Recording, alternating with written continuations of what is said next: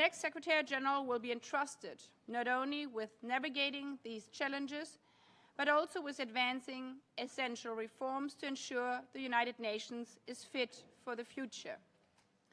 At the same time, the world needs the United Nations more than ever, and it needs a Secretary General who can provide strong, principled and effective leadership across all three pillars: peace and security, sustainable development, and human rights.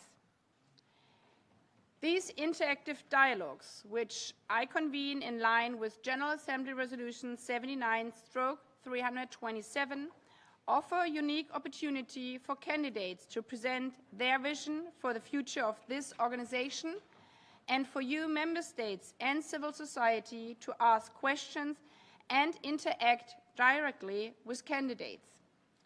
The interactive dialogues are essential to ensuring a transparent and inclusive selection and appointment process, while underlining the important role of the General Assembly.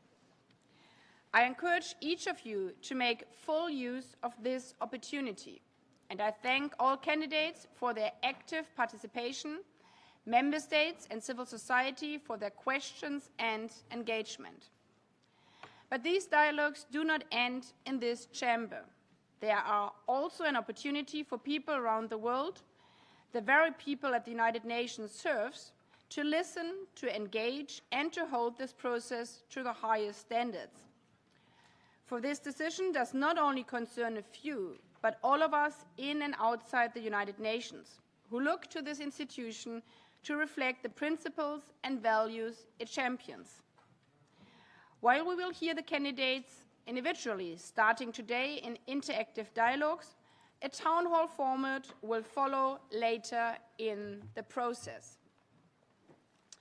As reflected in my letters dated March 4th and April 15th, 2026, the dialogue will begin with an introduction by the candidate of their vision and priorities for up to 10 minutes, followed by an interactive exchange.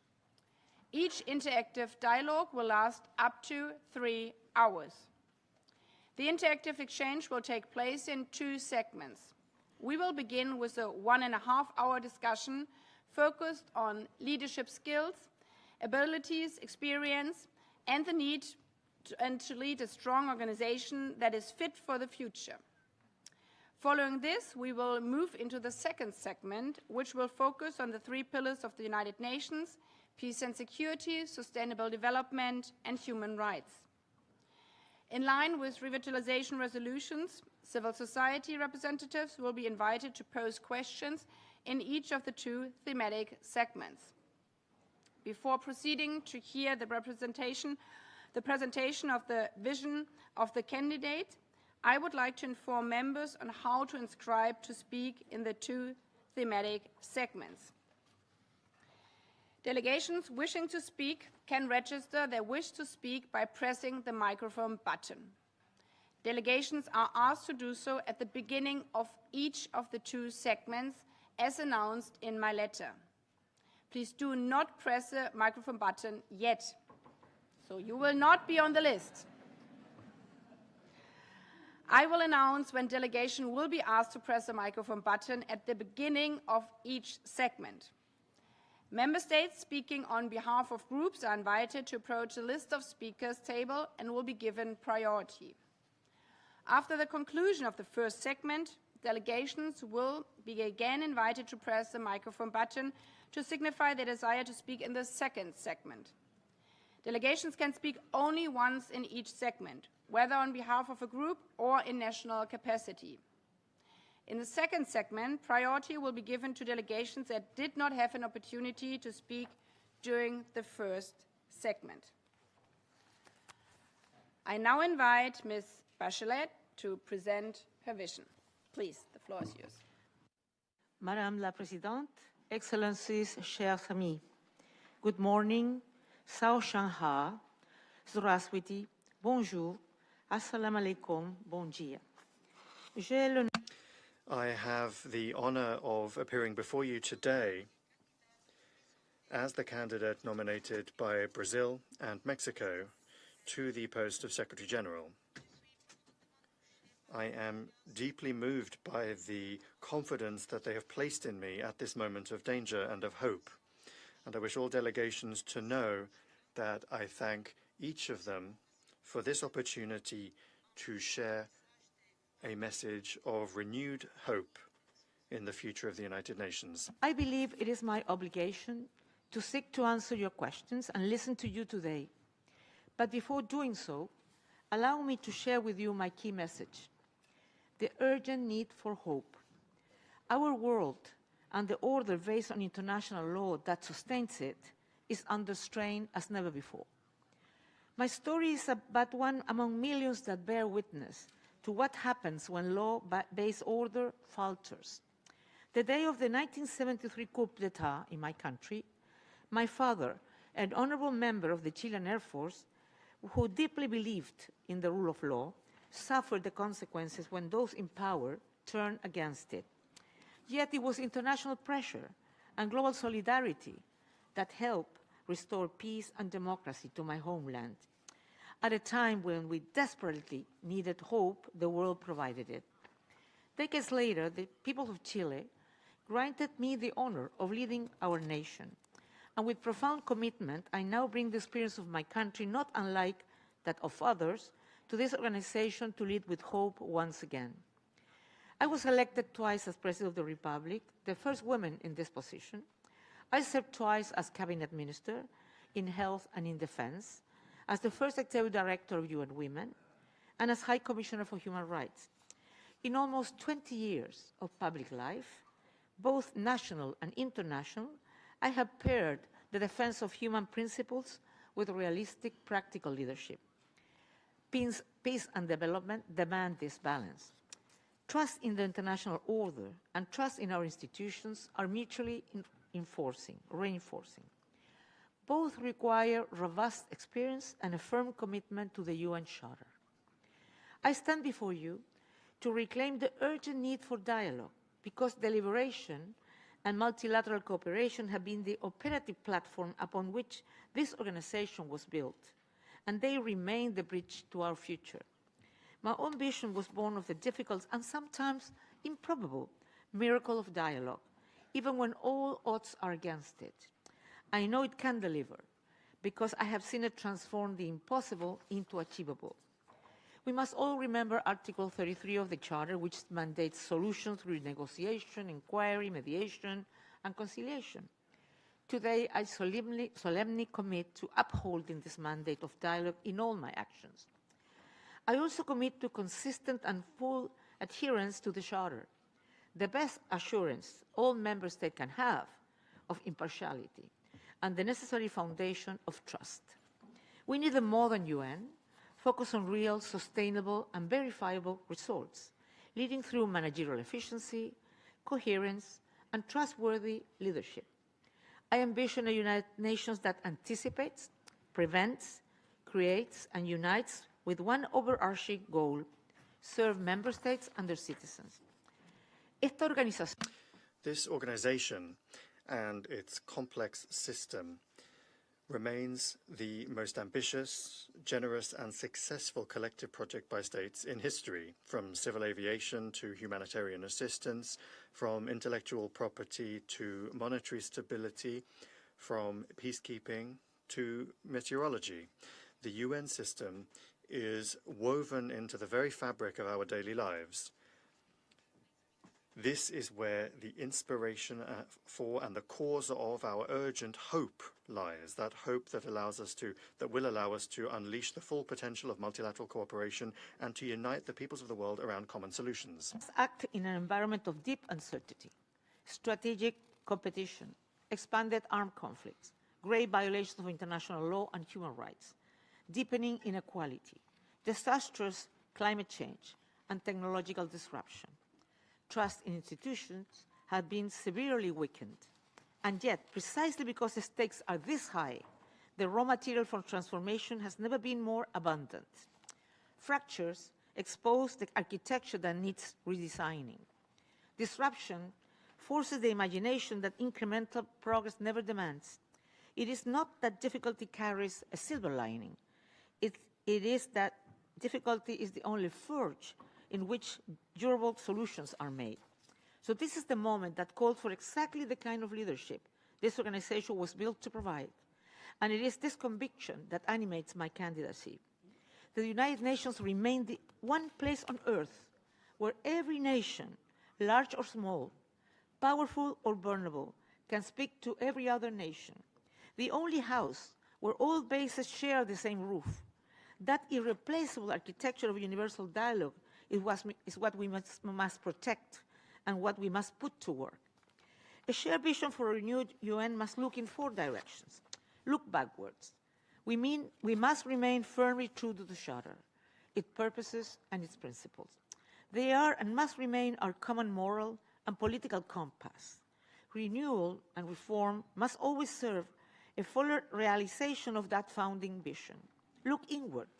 The UN system must commit to transparency, accountability, efficiency, and effectiveness, and align eliminating duplications, streamlining processes, and aligning resources with mandates. The UN 80 initiative is a unique opportunity to strengthen the organization, and I will pursue it with full determination. Look outward. We must reconnect with the peoples of the world. Restoring credibility requires delivering results, effective results, supporting peace and security, advancing sustainable development, and defending human rights efficiently and impartially. Look forward. The UN must build its future on institutional excellence, effective service to the people, and strong loyalty to its purposes and principles. Shaping our collective future, and above all, that of the young people who will inherit whatever we build or fail to build here. The centennial of 2045 is not a distant milestone.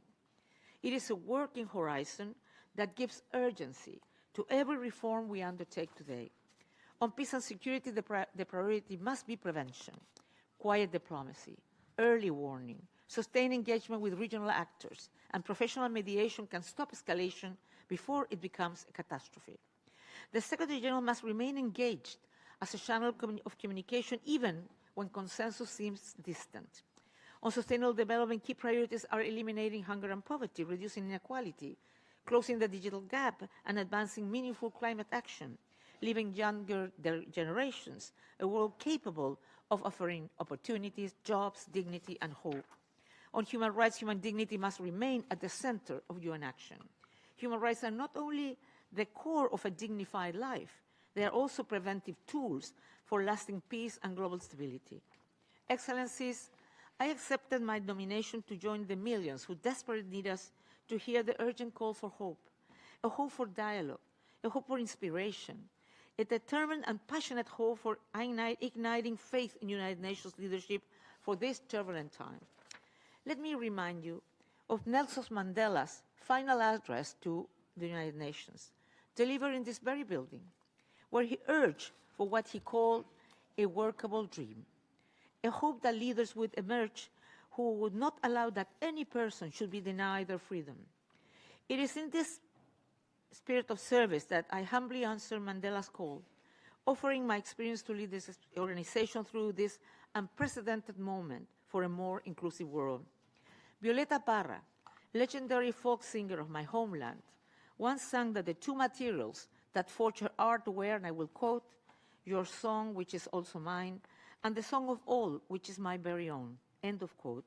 It is a dream that finds its voice in the mouths of others, becoming a word and ultimately a shared song. We must not surrender to despair. Just the opposite. We must choose to hope, repair, anticipate, and above all have the courage to cooperate so the world can prosper again, live in peace, and ensure everyone's human dignity. This is my vision for the renewed future of the United Nations that we bring before you today. I thank you.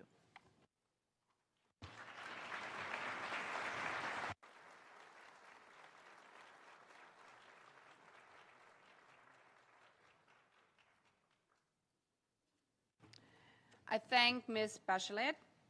We now proceed to the first segment. Delegations wishing to speak in the first segment are invited to press the microphone button now.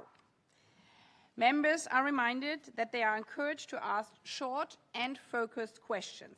Interventions should be not more than 2 minutes for delegations speaking in national capacity and not more than 3 minutes for delegations speaking on behalf of a group of member states. Time limits will be strictly enforced by automatic microphone cutoff. A timer will be projected on screen. To assist speakers to observe the time limit, their microphone will start blinking 30 seconds before the time limit elapses. As indicated in my letter, after each intervention, the candidate will be given the floor to respond. The response should not be more than 2 minutes as well. I will remind candidates of their time limits. Civil society questions will be interspersed with questions from member states. As mentioned before, we will now focus on leadership abilities, experience, and skills needed to lead a strong organization that is fit for the future.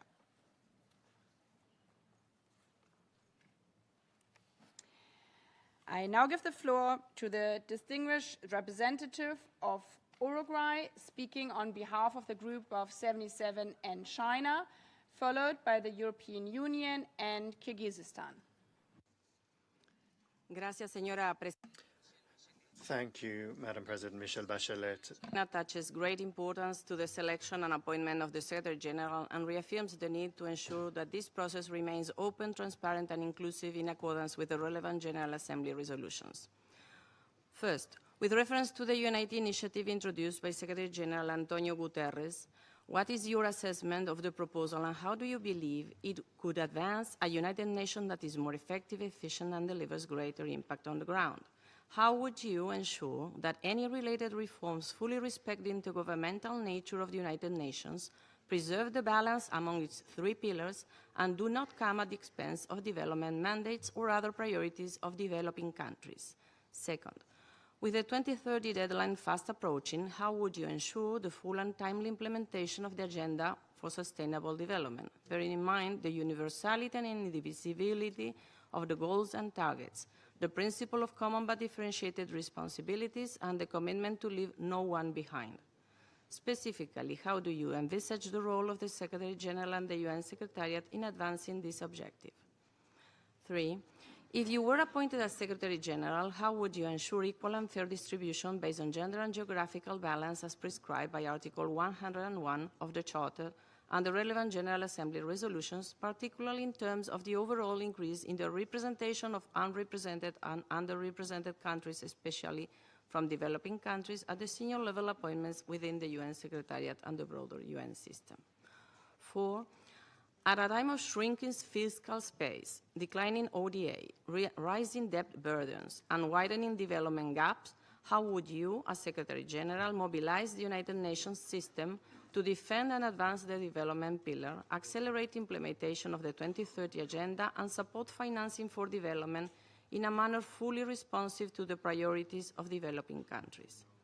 5th, in light of the organization's persistent liquidity crisis, including warnings of a potential race to bankruptcy, what concrete measures would you as Secretary General undertake to promote compliance with Member States' financial obligations, ensuring that assessed contributions are paid in full, on time, and without conditions? Finally, the Group of 77 and China underscores the importance of safeguarding the full independence, impartiality, and institutional integrity of the Secretariat while ensuring that it provides equitable and effective support to all Member State representations in the discharge of their responsibilities. Thank you. I thank the distinguished representative of Uruguay on behalf of the Group of 77 and China. Ms. Bachelet, you have the opportunity to answer.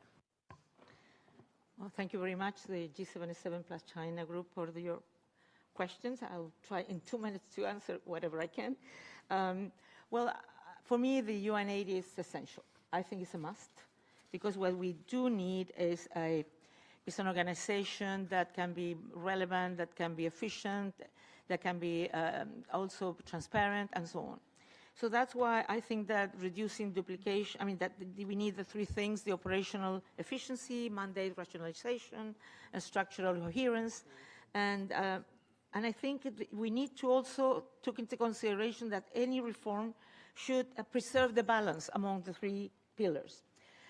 Reduce duplication through common services, greater digital interoperability, an interdepartmental team, not through cuts that eliminate field capacity. So we need to do whatever they need, but we need to preserve field capacity. We also need to protect the resident coordinator system, analytical capacity, early warning, and humanitarian presence from budget-driven erosion. We also need to ensure that UN80 is an intergovernmental process, reform-driven and owned by member states, not imposed administratively. Assert clearly and publicly that assessed contributions are legal charter obligations. They're not voluntary transfer.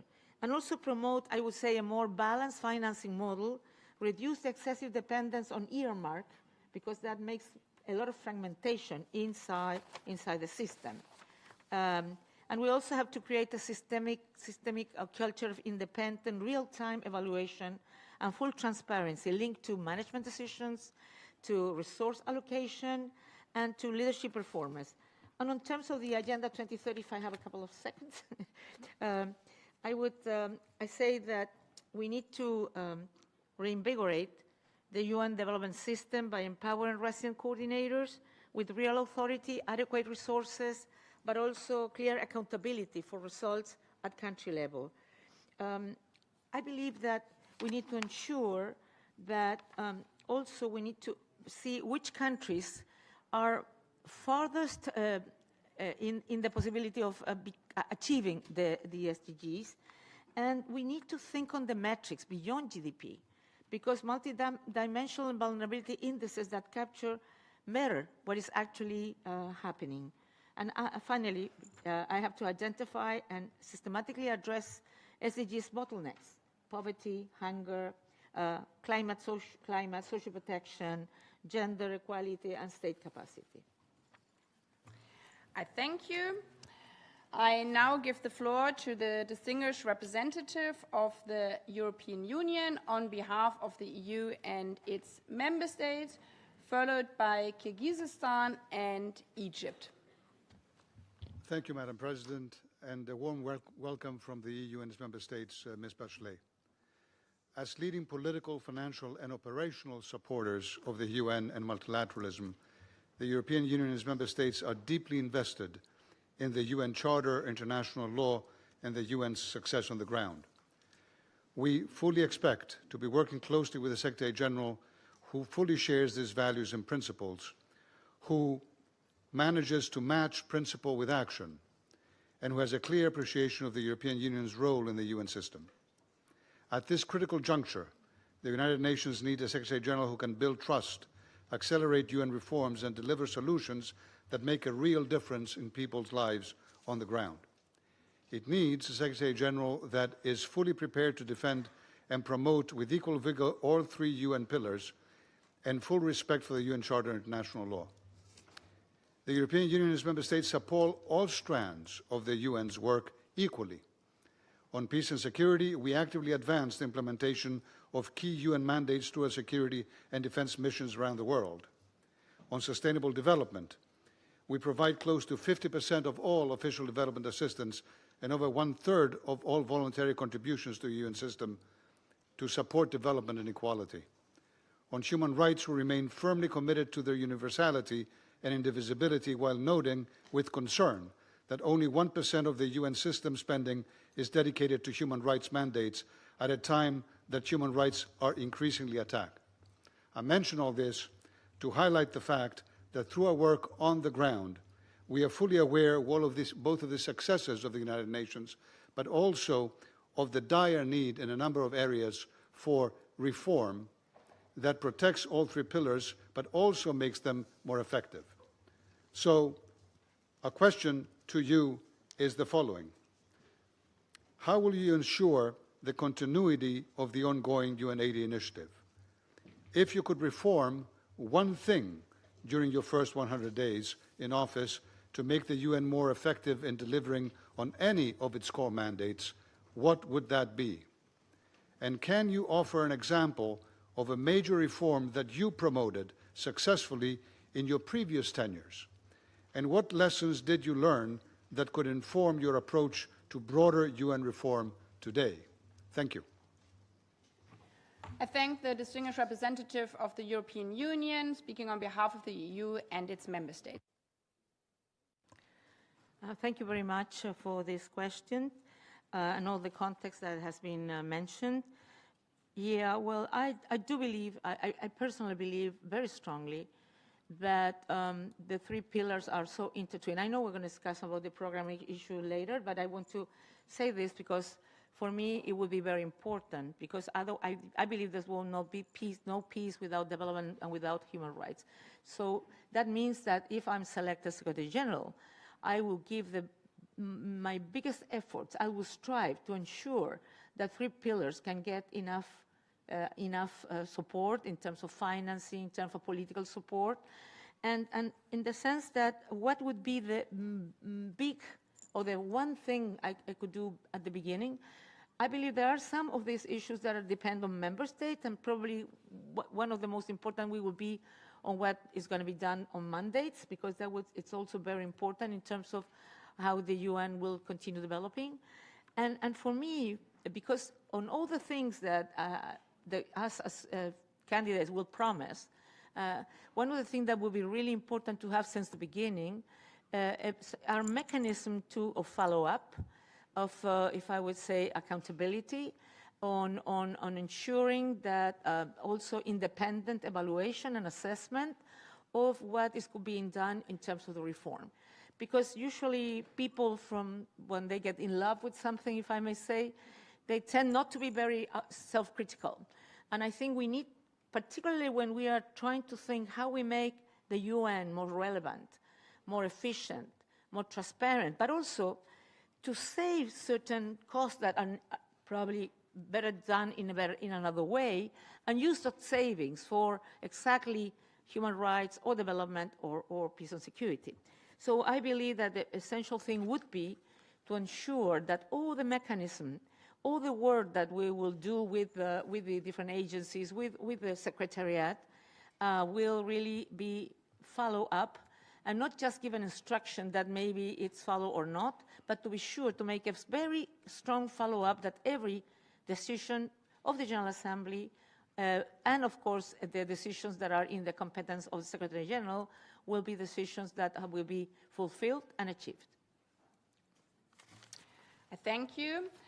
I now give the floor to the distinguished representative of Kyrgyzstan on behalf of the landlocked developing countries, followed by Egypt and the first speaker of the civil society.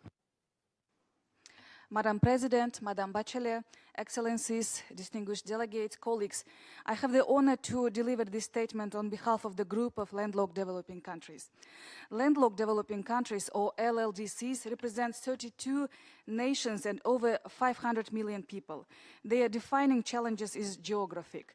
Without direct access to the sea, they depend on transit through neighboring countries.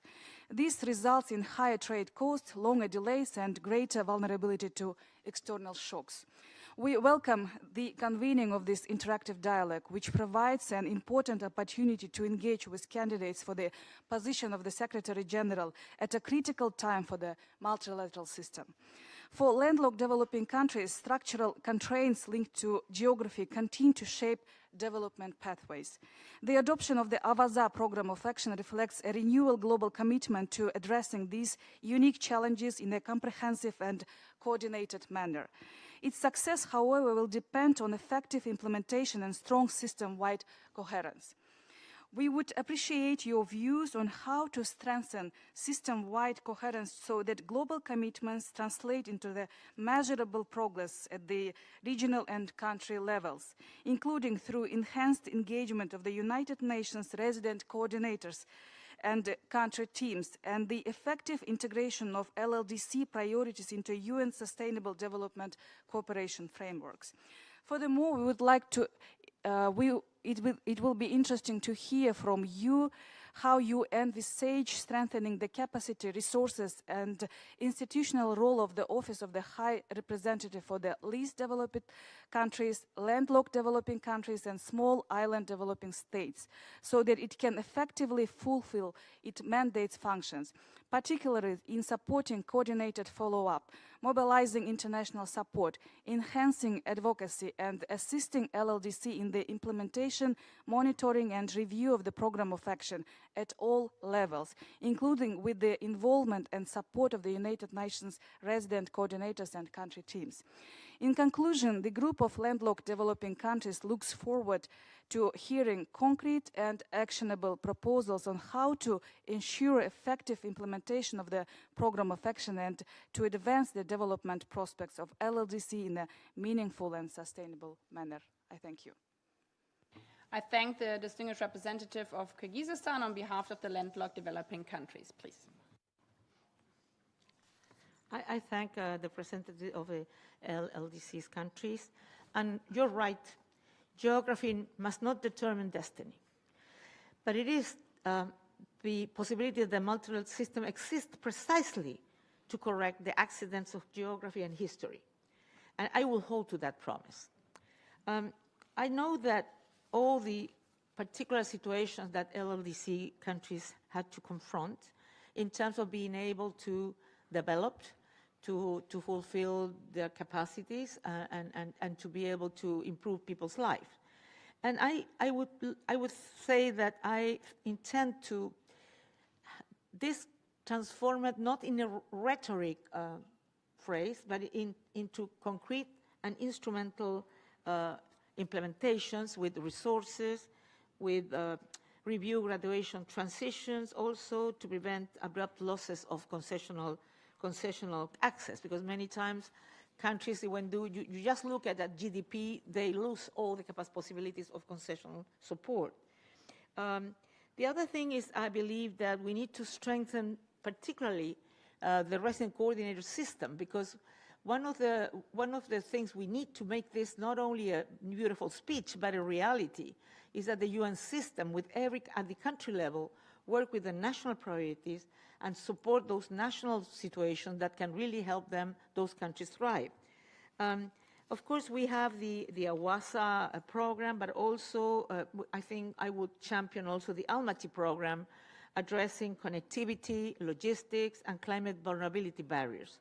And I will say that, of course, you mentioned also the SEEDs, the LDCs, and others, and I truly believe, because that also is important, as I mentioned, I think, before in another question, I'm talking about Agenda 2030 or the SDGs, that when we look at the need to reform these financial institutions, we also need to look at if the way the metrics being used for countries who have a very particular vulnerability is the metric that should be used.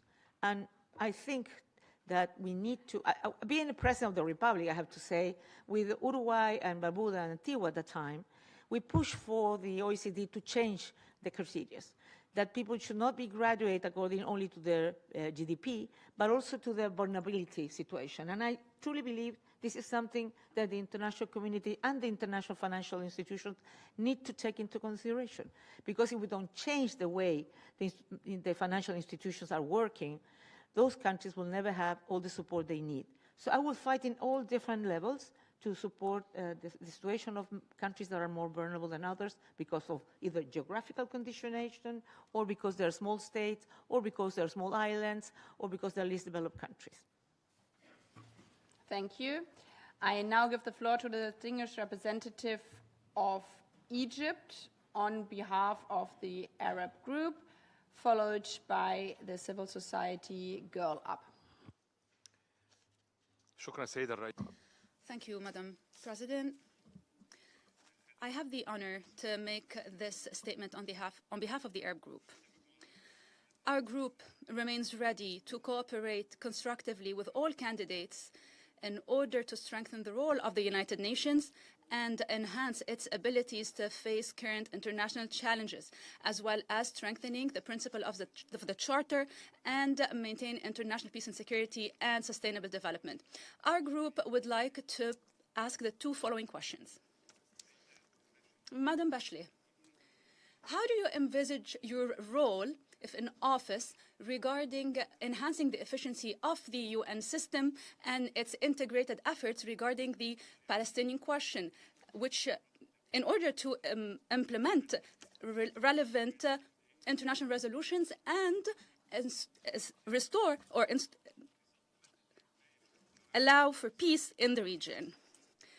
Second, regarding the growing conflicts in the world and challenges pertaining to respect of international law and the UN Charter, how do you envisage ways to strengthen respect for these rules, especially when it comes to the humanitarian aspect, and allowing at the same time to strengthen the role of UN organs, namely UNRWA, so that these agencies can play their mandate fully, or rather implement their mandate fully? Second, regarding the current, or in light of the current crisis at the United Nations and resources allowed for development, as well as the growing debt burden, how will you enhance the role of the United Nations in supporting the fact that member states will honor their financial commitments towards the United Nations? And what are the means that you will use in this regard? I would like to ask the following question. There is a sense that the international legal order is in crisis, and the fundamental rules of international law, like sovereignty, non-intervention, the non-use of force, and freedom of navigation, are being challenged. Is there a role for the incoming SG to reaffirm the commitment to the international legal order to ensure enforcement of international law? وشكرا سيد الرئيس. Thank you, Madam President. I thank the distinguished representative of Egypt on behalf of the Arab group, Ms. Bachelet. Yeah, well, thank you very much for these questions. I would say, first of all, my personal involvement. I do believe that the next Secretary General has to be somebody who is really present. First of all, should be prevent conflict from happening, but should also be, if I would say, and very even physically present in the field, in the places where we need solutions to problems and where there are resolutions of the General Assembly, in terms of being sure that, and making sure that they are implemented, they are a reality, and not only a resolution that could be kept somewhere and not being a reality for the country. So that is something that for me is really important, to ensure my personal commitment and my personal, I would say, to use, if I would say, what the Secretary General of the UN has. It's true that you mentioned that there's a lot of questioning of things that in the past were supposed to be, they were taken for granted in terms of the world order. But I think that having been true, that's true, the Secretary General is somebody who has the moral voice, who has also a diplomatic stature that can be heard by and received by powerful and not so powerful countries, that has the possibility of being there with their leadership and trying to make a difference and trying to ensure the possibility of everyone. And so I would say I would always have full political support to the system. That is some way that I believe that things that are not really many times going well can go better. And in the sense that as well, for me, humanitarian access in places where there have been crises, and the ones you mentioned, is one of the things we need to protect and prevent from being hollowed out. One of the problems that I see, even though I completely agree on the UN80, is that what we need to ensure that it will not hollow out issues that are really important to happen. And one of those is that organizations like UNRWA and others who are doing a great humanitarian assistance can having the resources, the political support, and also the capacity to do the job we have entitled them to do. In terms of the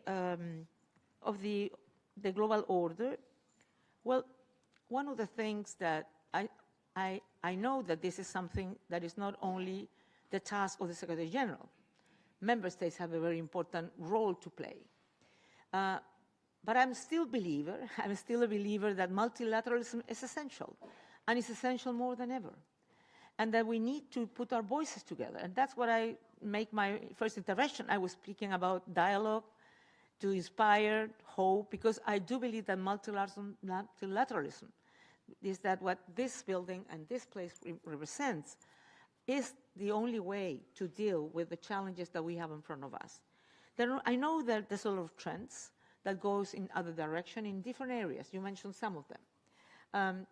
But I truly believe that the SG has to speak out, has to convince member states and the parties, try to show why to have a rules-based order where everybody feels protected, represented, is not only the just thing to do, but the smart thing to do if we want a peaceful and better world for everyone. I thank you. I now give the floor to the distinguished representative of the first civil society. We will hear a pre-recorded video by Girl Up. Hello, my name is Pachacanchay Anayu Sabe Crespo. In my work as a Girl Up youth leader promoting public accountability in Ecuador, I am aware that heads of institutions such as the Secretary General operate in environments where political constraints may limit action. What is one decision you have taken in your career where you prioritize impact over political expedience? And how will that shape your leadership if elected? Please. Well, what you ask is the history of my life. I have never thought that I should have to make decisions that could be, that will make me stay in some place if that doesn't have an impact. I truly believe that what the world needs is somebody who is not fighting for the post, but is fighting for the principles, the values, and for a better world for everyone. And particularly, is what I always done. And if I'm selected Secretary General, I will have the same attitude and the same, if I would say, conduct. Because I have had the honor to be in so many issues that the only reason to try to be a candidate for SG in a world that is not easy, you can agree with me on this, is because I really believe that if you are a Secretary General, it has to be worthy for the people of the world. Thank you. I now give the floor to the distinguished representative of Norway on behalf of the Accountability, Coherence and Transparency Group, followed by the Solomon Islands and the Kingdom of the Netherlands. Thank you, Madam President, and good morning, colleagues. First of all, thank you, Madam Bachelet, for the presentation of your vision this morning and for your commitment to participation in this process. I have, as mentioned, the honor to ask two questions on behalf of the ACT group, which is a cross-regional group comprised of 27 small and mid-sized countries committed to a transparent and accountable UN and seeking to improve the working methods of the Security Council and its relationship with the General Assembly. First question. The General Assembly has a joint role in the selection and appointment process for the next Secretary General. In its resolutions, it has underlined the importance for candidates to embody the highest standards of efficiency, competence, and integrity. The Civil Society Coalition 148 Billion has also published a set of 5 principles for Integrity for Secretary General campaigns that has specific actions towards transparency, accountability, engagement, and independence in the campaign. 148 billion have written to and asked all the candidates to commit to these principles. Are you willing to do so? And if not, why? The second question is about your leadership in conflict prevention. What specific early warning indicators will trigger your personal intervention in an emerging conflict? And thank you so much. I thank the distinguished representative of Norway speaking on behalf of the ACT group. Yeah, thank you very much, Madam. I would say that the principles put forward by 148 billion reflect the same standards of transparency, independency, and I would say accountability that I believe most guide both the selection process and the conduct of the Secretary General's office. And I believe it's the same issue that the General Assembly is asking for. I do believe that civil society plays a really important role in holding both candidates and the organizations accountable. And their voice in this process, I believe, is legitimate. And the principles for integrity are consistent with what the General Assembly itself has called for. But I would go further and said that this principle should not end with the campaign. A Secretary General who commits to them during candidacy but abandons them once in office would undermine exactly the trust that the organization needs to rebuild. So if I am selected, I would carry this commitment into the office itself. The second question you are asking me, it's about, well, as I mentioned, and I've been speaking about it in many places, I have considered that one of the most important things of the Secretary General is to prevent things from happening. We know that prevention is really important in terms not only that you save lives, you know, but also it's important in terms, even in terms of what means to have to go into a peacekeeping operation because you were not able to prevent. And there's a lot of things we all know, and the Charter explains which are the main mechanisms that the Secretary General and, of course, also the United Nations can use in terms of early warning system, in terms of mediation, of good offices, et cetera, et cetera. And I truly believe that we have a deficit on early warning signs. And in terms of the capacity of the system to read, if I may say, those early warning signs. And I've mentioned in some meetings that I've been in countries where I could feel, I don't know if English sounds well, but I had the nose that something was happening. I could tell that there would be a coup d'etat. And I asked the country team, and I asked the National Commission of Human Rights, and I asked everybody told me, are you crazy? No way. 3 weeks later, there was a coup d'etat in that country. So I always was, being High Commissioner, I was insistent that we need, as UN, to have more capacity on identifying. And let me mention just some. First of all, I think the possibility of, when, you know, peace agreements are ended. I mean, there's no possibility to continue doing political disruptions. When you see, for example, human rights violation like forced killing, enforced disappearance, or hate speech against certain communities. Also, when you see that the defense issues, the security forces, for example, start doing things that are not the normal ones, that they employ people where they shouldn't, that they get more militarized and so on. Or when, for example, the justice system does not, remains, if I would say, it's not operating, it's not working for people's rights and to ensuring justice. So that doesn't mean that you have to add A, B, C, D, and then I will go there. But because you have to analyze it because of the context, the history, and so on.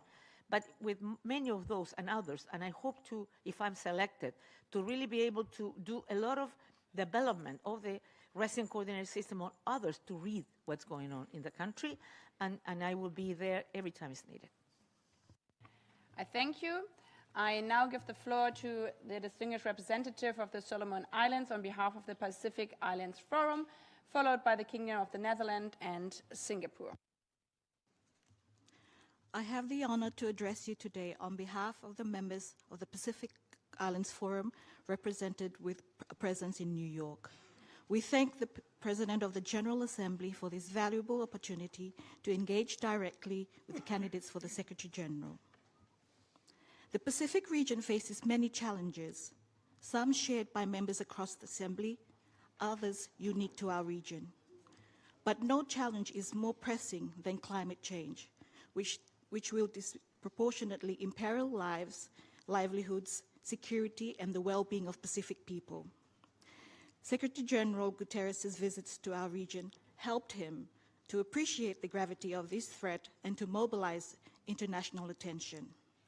It also allowed him to appreciate the region's leadership and to hear firsthand from our communities on the work they are doing to bolster resilience. During his visit to Tonga for the Pacific Islands Leaders Summit in 2024, Secretary General described the Pacific region as a beacon of solidarity and strength, environmental stewardship and peace. The Pacific and the UN have had a long history of collaboration, and we want to ensure that this partnership continues and is prioritized under UN's new leadership. We have two questions for all candidates. First, how would you use the Office of the Secretary General to draw attention and mobilize action to address the unique vulnerabilities of small island developing states, including Pacific SIDS, in particular the impacts of climate change? Second, the UN is often pulled towards crises that dominate headlines. As realities unfold more slowly with irreversible consequences, how will you balance urgent conflicts with existential threats such as impacts of climate change? What criteria will guide your decision where attention and political capital will be directed to? I thank you. I thank the distinguished representative of the Solomon Islands. Please, Ms. Bachelet. Well, I think that for the Pacific Island, but also for the Caribbean and SIDS, for low-lying nations as well, climate change is not a policy debate. It's a question of survival, and I will never treat it as anything else. I think that it can be used, the full moral authority of the Secretary General Office to sustain urgency around the 1.5 goal in every multilateral forum, bilateral heads of states engagement, but also public communications. I think the Secretary General has a voice that can be heard. We also believe that we must support the most ambitious interpretation of the Paris Agreement. I signed the Paris Agreement as President of the Republic, and I truly believe we need to continue working strongly on that, and all the reviews and impulse mechanism connecting the IPCC's finding to political accountability. I also believe that we need to establish, in collaboration with the UNFCCC bodies, multilateral development banks, governments and civil society, a transparent, publicly accessible tracking system for climate finance commitments, what was delivered, in what form, and to which countries. I also think that we need to champion grant-based rather than loan-based climate finance for the most vulnerable countries, because I think we need to reject the injustice of requiring in-depth nations to borrow to adapt to climate impacts they didn't produce, they didn't cause. I also think that we need to support the Lost and Damaged Fund as a recognition of the principle of climate justice and advocate for adequate capitalization commensurate with the scale of the need.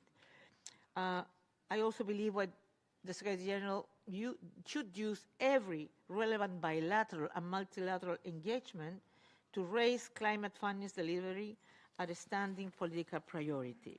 So I would say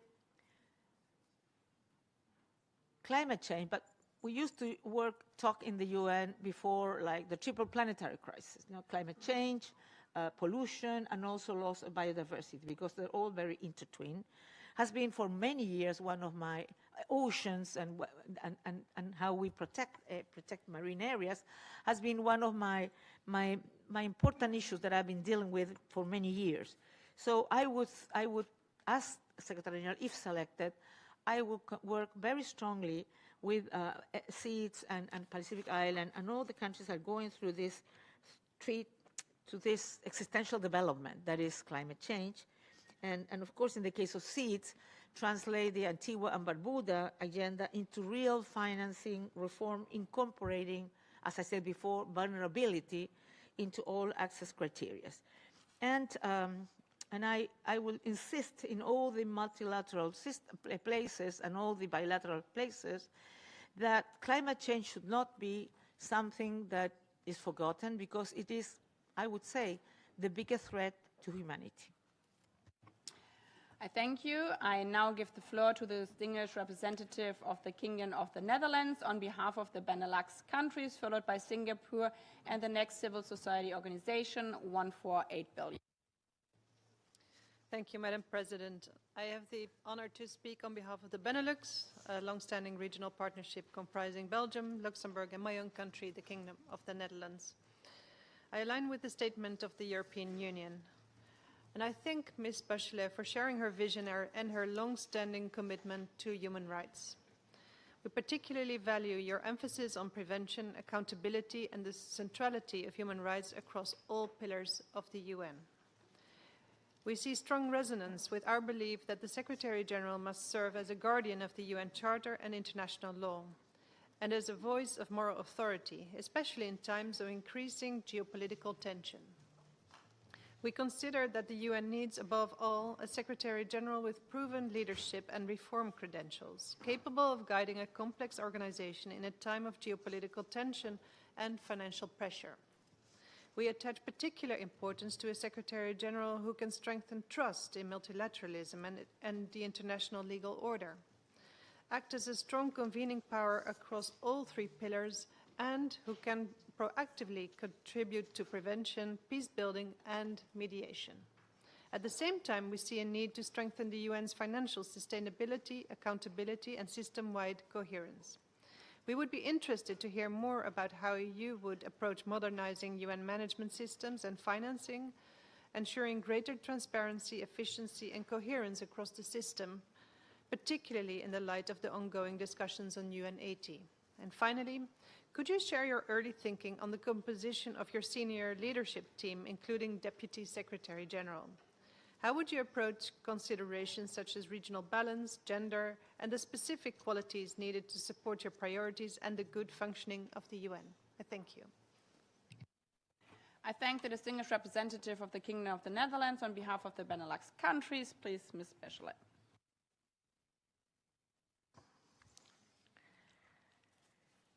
Well, some of the things I already mentioned, I believe, is that one of the things that the next Secretary General has to do is to try to build trust within the United Nations, among countries, and my intention is to speak with all member states, with the PRs, to come to the General Assembly every time I'm invited, of course, to inform of the different things that the Secretary General is doing on different areas that are on the competence of the Secretary General, but also to analyze which could be not only in terms of what we need to do on the UN 80, in terms of what I already mentioned, improving efficiency, managerial situations, and avoid duplication, and so on, and fragmentation. But also, of course, we need to do much more in terms of how we finance the system. And in that sense, I do believe that I will need to speak, and also if I am selected, I will need to speak that before I come to office, because I've heard that the Secretariat will not have much money when it starts next year, to ask for member states to do what they have to do. The assessed contributions are not voluntary. They are by the charter. It's a legal commitment. So member states have to do it, but also do it in the moment it's needed, because if countries pay their assessed contributions in December, it's very difficult that they will be able to be used during the year that is finishing. So, but I think I will use my best offices, good offices in this regard as well, to try to talk to them why it's so important so the UN can really do the mandates that we have, being in peace and security, being in development, and also being on the human rights area. Well, human rights, you know, has only 4% of the budget, of the regular budget, so it's not much, but still we need to preserve it, because we need also to be in the middle of all what we do in the UN. In terms of, and of course there's many things, and also if you think on financing for development, that will be something probably we'll speak later on during the session, but there are a lot of different mechanisms that have been identified in many UN conferences that I think we should push for them to become a reality. In terms of the composition of my group, I wouldn't be able to tell you the names of the person. I will give you the criteria. The criteria for me is that what the Charter asks us to do. The Charter says that the Secretary General has to choose. First of all, I have to say nobody can by himself have all the answers to everything, and you need a good team that is committed, that really understands, and that feels that the only way we go through is if we work together and we push in the same direction as Secretariat, but with member states as well. The second thing that I would say is that, of course, there is a need of improving representation, geographical representation, and of course, gender parity. Secretary General Guterres have done a lot in terms of gender parity at certain levels, and I think that needs to continue as Secretariat. And there's a lot of countries who feel unrepresented or underrepresented. And I will be particularly active in looking for having candidates that will apply to different posts that really are part of these countries who do not feel represented. How can somebody trust the UN if the UN does not represent the world inside its own secretariat? So for me, this is an essential task that I will achieve. I thank you. I now give the floor to the distinguished representative of Singapore on behalf of the Small States Group, followed by the civil society organization, and then Kenya. Thank you very much, Madam President, and a warm welcome to Madam Bachelet. I have the honor to deliver this statement on behalf of the Small States Group, which is a cross-regional grouping of small states comprising both developed and developing countries. Madam Bachelet, we are living in a volatile and dangerous period in international relations, characterized by geopolitical tension and conflict. For small states, an effective multilateral system founded on the principles of the UN Charter and international law is not an option, but an existential necessity. The next Secretary General will play a critical role, not only in defending the UN Charter, but also in reinvigorating and reshaping the role and relevance of the United Nations. We look to the Secretary General to safeguard the interests of all member states, especially the interests of the smallest, weakest, and most vulnerable members of the UN. We do not want a world of might is right, where international law and sovereignty and territorial integrity of small states are violated with impunity. The members of the SSG stand ready to work with the next Secretary General and all member states to strengthen the role of the UN and to defend international law and multilateralism. In the interest of brevity, please allow me to go directly to the questions now. First, what steps will you take to strengthen the role of the General Assembly, especially at a time when the Security Council has been unable to take decisive action? And specifically, Madam Bachelet, how will you support and strengthen the office of the President of the General Assembly? Second, the SDGs and the Pact for the Future are landmark outcome documents which provide a roadmap for global action and partnership. How will you accelerate the implementation of the SDGs and the Pact for the Future? Thirdly, we are at a critical moment when public perception of the United Nations seems to have become critical and even cynical in many countries. How do you plan to galvanize support for the work of the UN, especially among younger people who represent the future in all our societies? Thank you. I thank the distinguished representative of Singapore speaking on behalf of the Small States Group. Please, Ms. Bachelet. Well, I believe the Pact of the Future has a really important role in terms of ensuring that we can be successful to accelerate the Agenda 2030 and the achievement of the DSGs.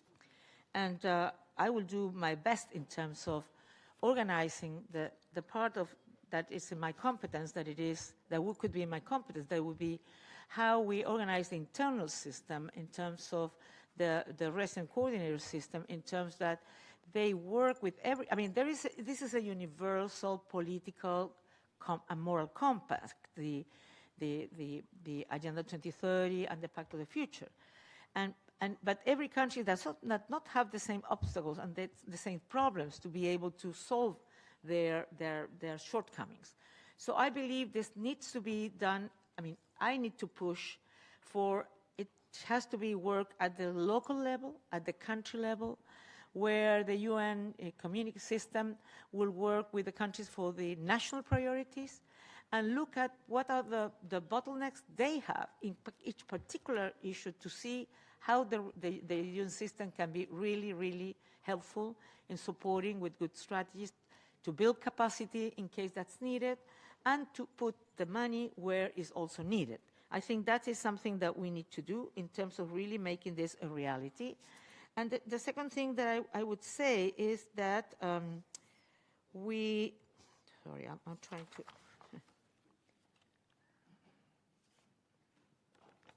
I'm trying to understand what I wrote down. Sorry, just a second. And the last one was? Yes. But, huh?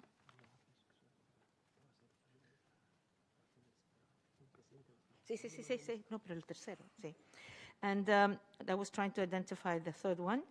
And I think in terms of the Office of the PGA, I believe they should have appropriate funding, recognize also as the voice of the most universal and democratic organ, and work closely with the PGA. That would be my main issues. And the third was...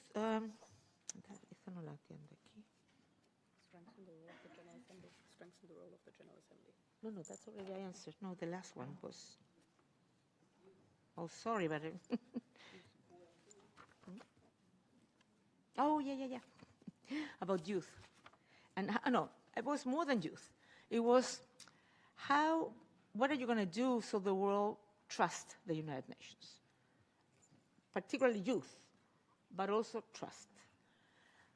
What I believe is that the only way to rebuild trust in the United Nations as a system, first of all, is to be able to deliver results. If people in the world sees that the United Nations is dealing with the most delicate situations and having results, having trust, support people that are with hunger, support people that are living under terrible conditions, support and play the biggest possible role, that's Secretary General, but the whole UN system in the solution of conflicts, that's the only way that the world will believe that the United Nations is a meaningful organization, but also young people who will have hope that the world can be better also for them. I thank you. I now give the floor to the distinguished representative of the next civil society organization, 148 billion, followed by Kenya and Germany.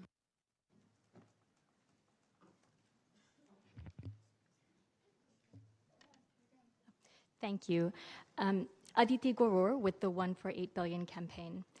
During Secretary General campaigns, candidates face considerable pressure from powerful member states, especially on the allocation of senior UN jobs. This violates the UN Charter, as well as multiple GA resolutions, and it's resulted in certain countries enjoying a monopoly on top UN roles for their nationals. We believe that the next Secretary General should have the freedom to build the best possible team from a diverse global talent pool. If appointed, what steps will you take to ensure that there are no longer national monopolies on top UN jobs? Thank you. I thank the distinguished representative of the civil society organization 148 billion, Ms. Bachelet. Well, I think the main step that you can have is to have the conviction, as I said before, that you need the senior post, being it from CB, from special envoys, from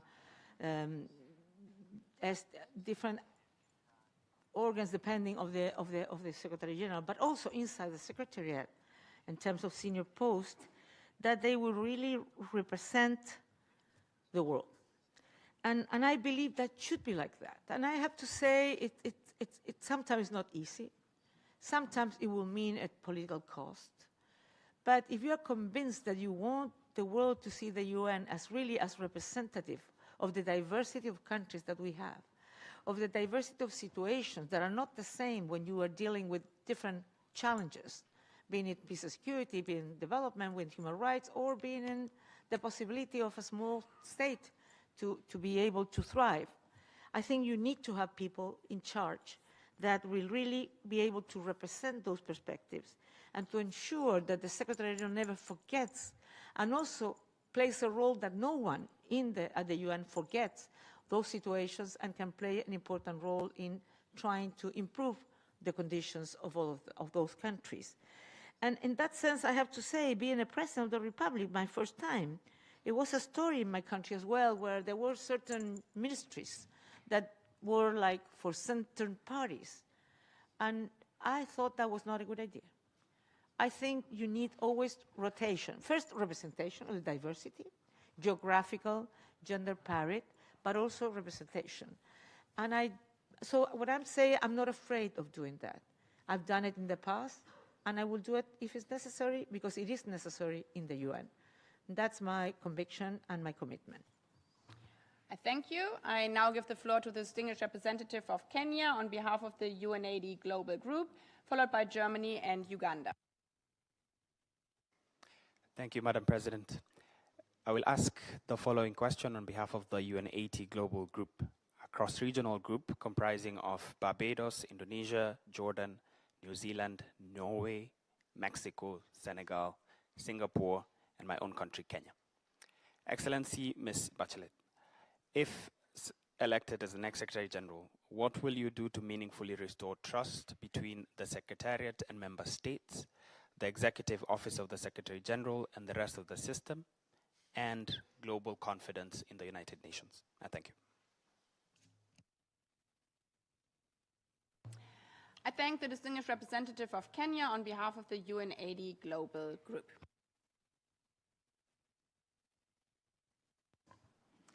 Well, thank you for that question. I believe that the best possibility to rebuild confidence is to have a very strong, honest, permanent dialogue with member states. Even with member states that you know when there's no consensus. Because I truly believe that that is really important. That's the only possibility for dialogue and to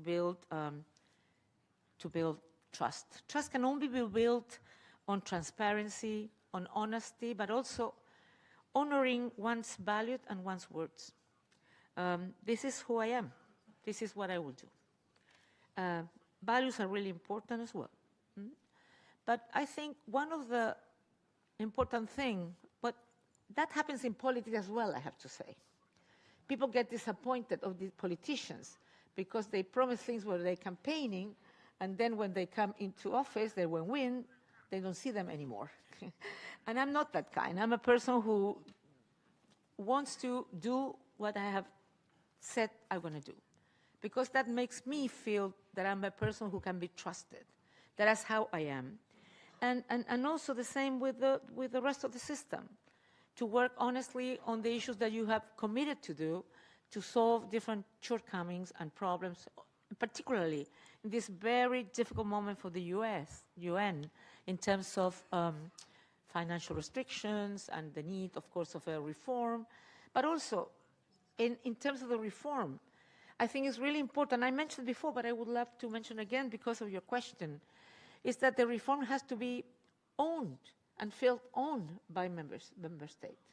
It's not something, I mean, of course, the Secretariat has been doing a lot of things that you are going to approve it or not. You're going to discuss many of those issues.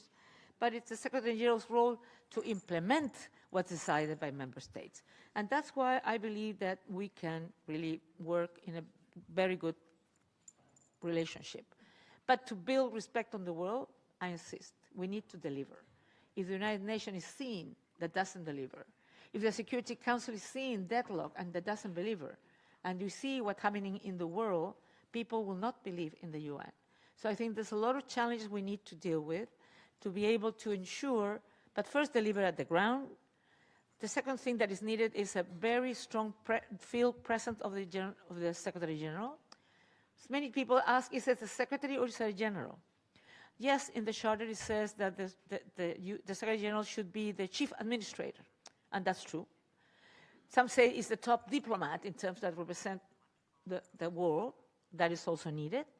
But also a general in the sense of being in the field, of working very strongly in prevention, and working very strongly where conflicts arise, but also where we have all kinds of other issues like lack of development and problems with human rights. I feel that it has to be a very present Secretary General.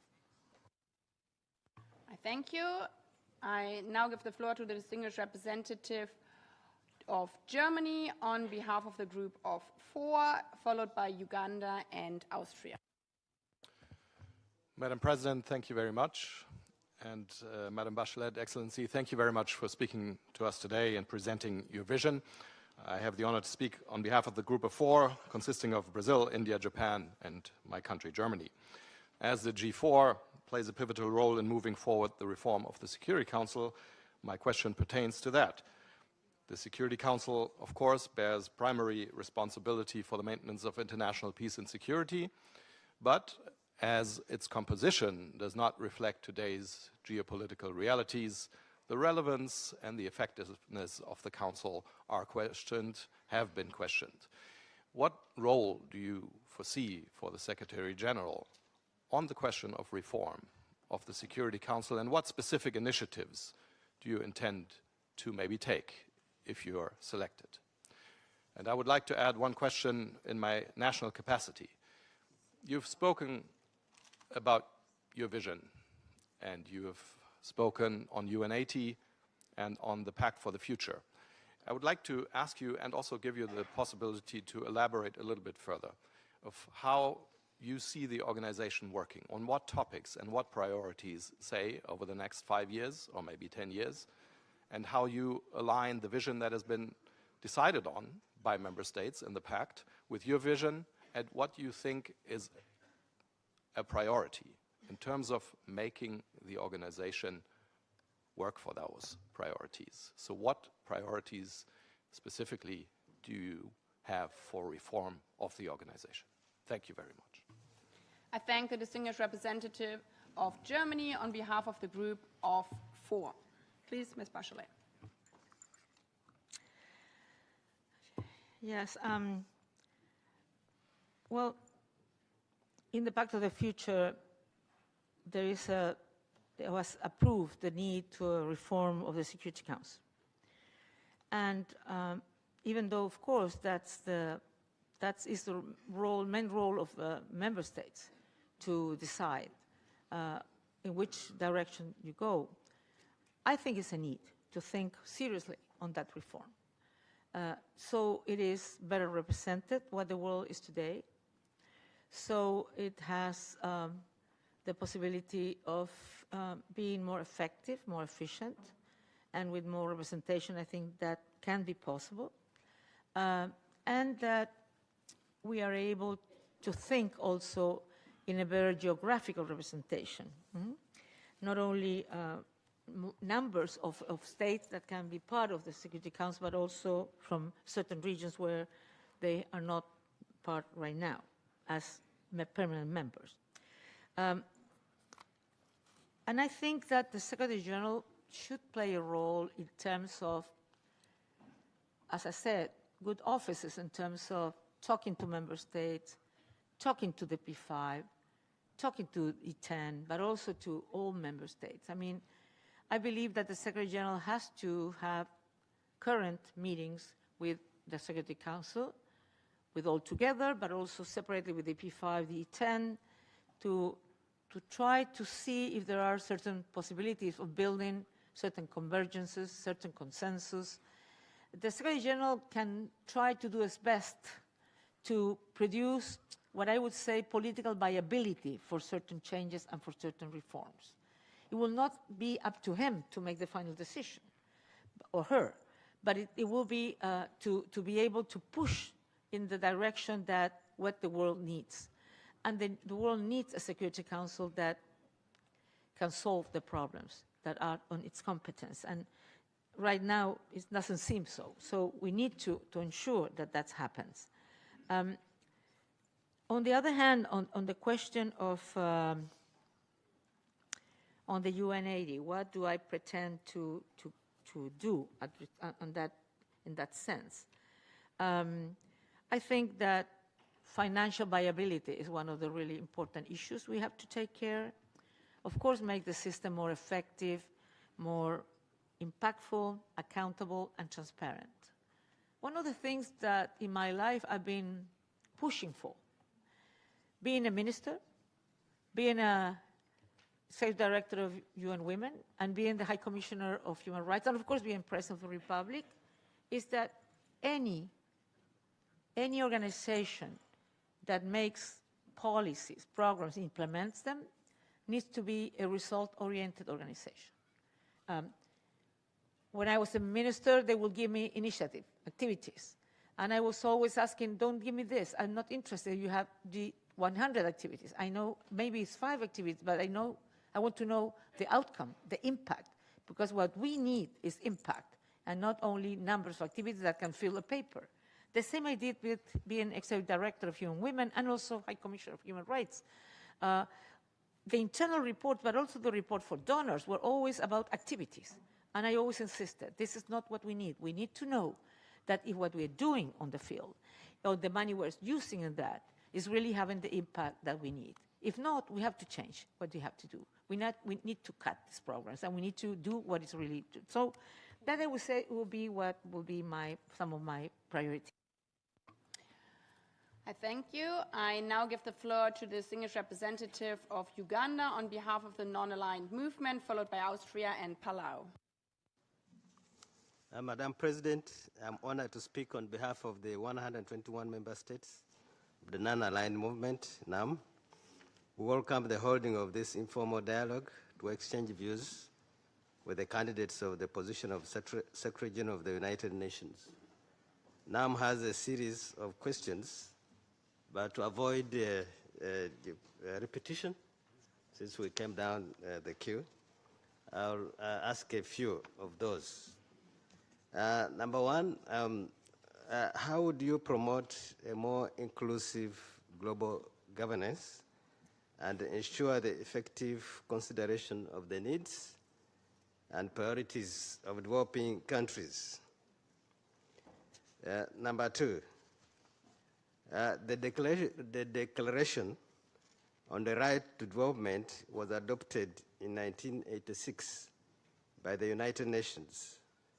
What is your position on the right to development, and how would you advance its implementation within the United Nations? Number three, how do you assess the impact of unilateral coercive measures on the ability of affected developing countries to achieve sustainable development and fully implement the 2030 agenda?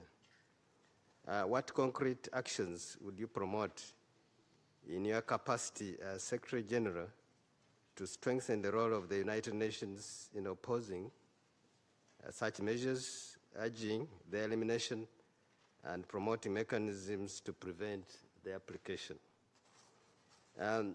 Next question, considering the importance of safeguarding the full independence, impartiality, and institutional integrity of the Secretariat, I know it has been asked, what measures would you propose to ensure that these principles are reflected in the equitable and effective support to all member state representations in the discharge of their responsibilities. Related to that, which has come also, which was asked, I have 35 seconds, is in terms of the concrete measures you would propose to strengthen multilateralism and international cooperation in the light of their erosion resulting earlier from non-compliance with international obligations. I thank you. I thank the distinguished representative of Uganda on behalf of the non-aligned movement. Well, first of all, you remember the Declaration of Right to Development. And I have to say that according to certain decisions, as High Commissioner of Human Rights, it was on my mandate that I had to ensure that the right to development will be respected. So it's not something that I answer just in theory. I had to deal with that. I think we need to address the historical dimension of the right to development. The structural inequalities created by colonial histories require specific remedial action, including in reparative finance frameworks, preferential trade arrangements, and technology access. I think that the Secretary General advocacy on development finance, trade rules, debt restructuring, and technology transfer is explicitly grounded in the right to development, connecting economic policy debates to their human rights foundations. I always have defended the universality, indivisibility, interdependence of all human rights. So I believe all human rights are important rights, from the social, economic, political, civil rights, and of course, well, the right of, now it has been discussed a couple of years ago, of a healthy environment, and now the right to development. I think we also need to connect the right to development to climate justice. The right of developing countries to pursue their development aspiration while bearing a disproportionate burden of climate impact is a human rights challenge. It's not only an economic and environmental one. And in terms of the unilateral coercive measures, my impression is that the unilateral, I mean, the charter says exactly when you can enforce certain measures and when not. And unilateral coercive measures usually are not in the spirit of the charter. And the other thing that we all know is that usually unilateral coercive measures affects people, the normal people on the ground. Doesn't affect the ones you're supposed to punish, the ones who are violating rights or so on. And that means that the universal measures, of course, they're not helping to solve the crisis. And many times they're aggravating the humanitarian crisis, affecting more to the more vulnerable. So I think that the international community, through the resolutions of the UNGA and also the Council of Human Rights, have recognized the need to avoid these kind of measures that can be not in the line of the international right and affect the stable development of countries. So I think this is an issue that requires dialogue, requires to understand that there are different sensibilities about it, and also to renovate the commitment with collective solutions that can, if I would say, make the multilateral system more strong. Okay, I'll end here. Thank you. I now give the floor to the next speaker, the distinguished representative of Austria on behalf of the Group of Friends on the Rule of Law, followed by Palau. Thank you, Madam President, and thank you, Madam Bachelet. I have the honor to speak on behalf of over 50 cross-regional members of the Group of Friends of the Rule of Law. In recent years, we have witnessed breaches of even the most fundamental provisions of the UN Charter, including the obligation of all member states to refrain in their international relations from the threat or use of force, as well as mass atrocities committed at large scale. All this paired with the failure of the Security Council to take adequate action in response. So the two questions of the group of friends of the rule of law to you are, first, what concrete, proactive and preventive measures would you personally pursue if elected as Secretary General to strengthen the rule of law and prevent breaches by member states of the Charter's principles and of international law?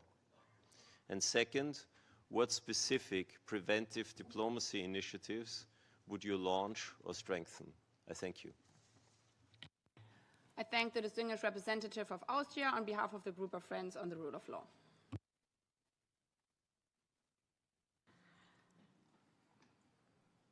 Well,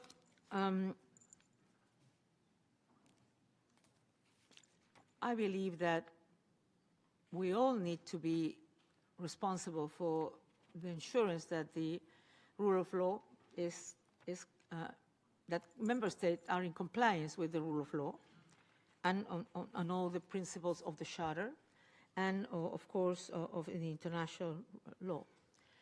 But I believe that when this is not in compliance with the Charter, the Secretary General have many possibilities.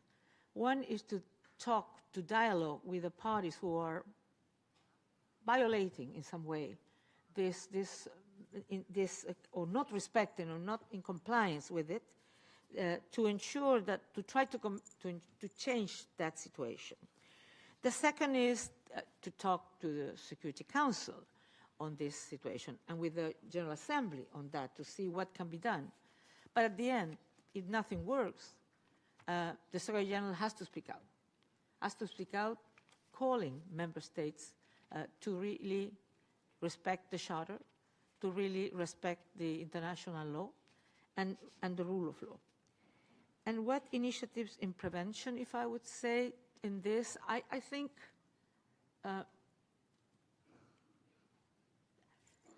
I mentioned before that we need to be very hands-on the possible crisis to identify which can be the conflict that can arise and where we can do as much as possible from the ground to try to avoid crisis from happening, being it internal crisis or between countries, between parties.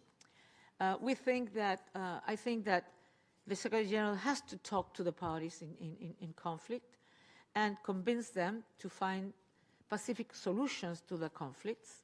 For that, needs to understand exactly what's going on, what are the real problems. Sometimes words say something, but the real problems are other.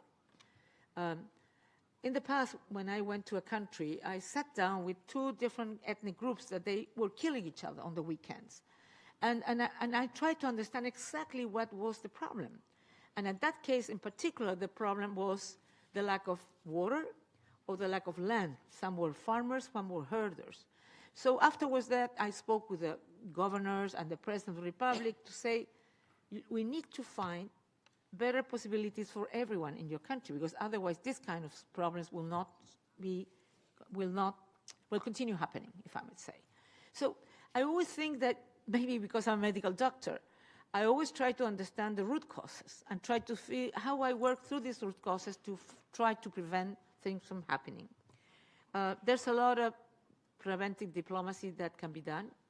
And the thing is that we have to be very aware of what's happening, from the ground to the General Assembly, Security Council, but also in the case of the Secretary General. And of course, at the end, it's not very preventive, though. You always can use the Article 99 of the Charter to call on a very difficult situation to try to bring to attention the Security Council that more needs to be done. Thank you. I now give the floor to the distinguished representative of Palau on behalf of the Alliance of Small Island States. Thank you, Madam President, for convening this important dialogue, and thank you, Madam Bachelet, as well for your interaction with us today. I have the honor to speak on behalf of the 39 members of the Alliance of Small Island States. And as a group of countries in special situations, the credibility of the United Nations lies in its ability to respond to the unique circumstances of SIDS, correct longstanding inequities, and deliver results for the most vulnerable. In this regard, allow me to pose the following questions. 1, how will you, as Secretary General, ensure that the United Nations systems is more accessible, better coordinated, and tailored to the unique vulnerabilities of SIDS to better and more meaningfully support the implementation of the Antigua and Barbuda Agenda for SIDS? And 2, what specific measures will you take to improve on the underrepresentation of SIDS within the UN Secretariat, especially at senior leadership levels? And how will you strengthen pathways for SIDS nationals to shape decision-making across the UN? Thank you. Please.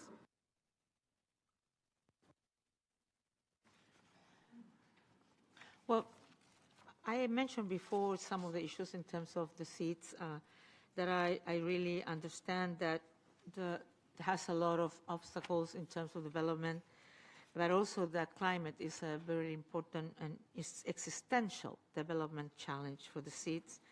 That's why I believe that we need to translate the Antigua and Barbuda agenda into real financing reform, incorporating vulnerability into all access criteria. One of the things I mentioned before, that being present with Antigua and Barbuda and Uruguay, we tried to change the criteria for which concessional funding, financing were considered. And I still believe that is true. I still believe that we need to include not only the GDP criteria, but an index of vulnerability.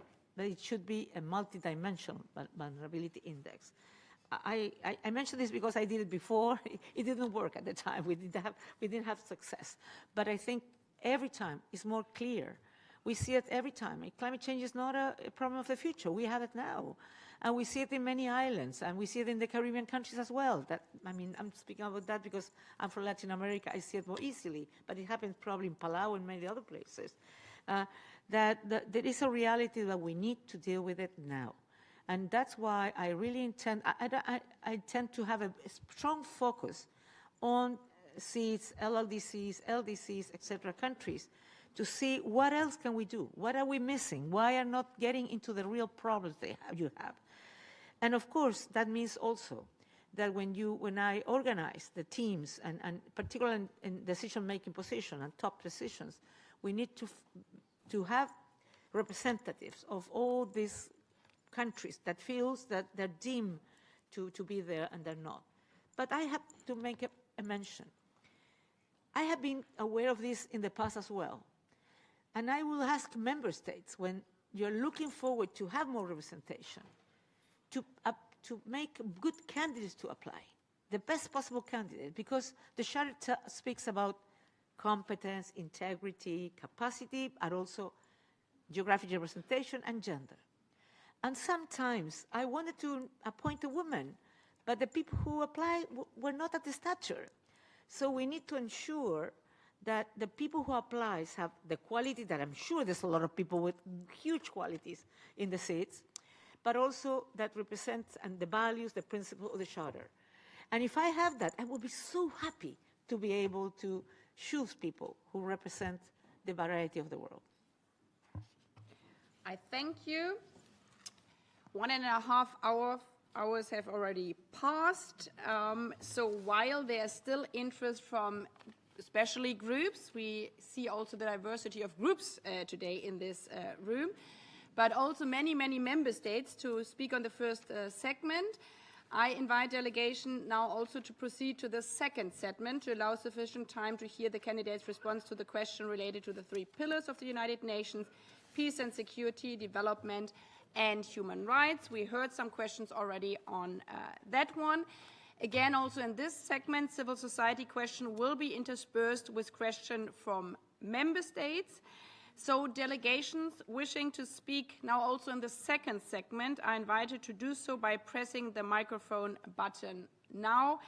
As said before, priority will be given to those who have not spoken in the first segment, but many have not spoken in the first segment yet. So don't worry, we have another 1.5 hours to continue with your questions and the engagement by member states.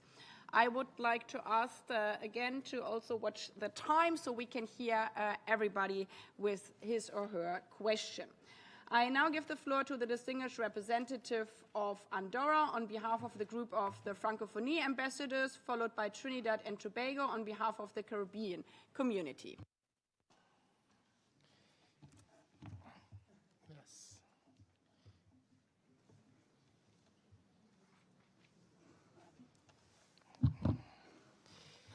Oh, oui, pardon. Apologies. It seems to be working now. Thank you very much, Madame Bachelet, for presenting your strategic vision. I'll be very brief.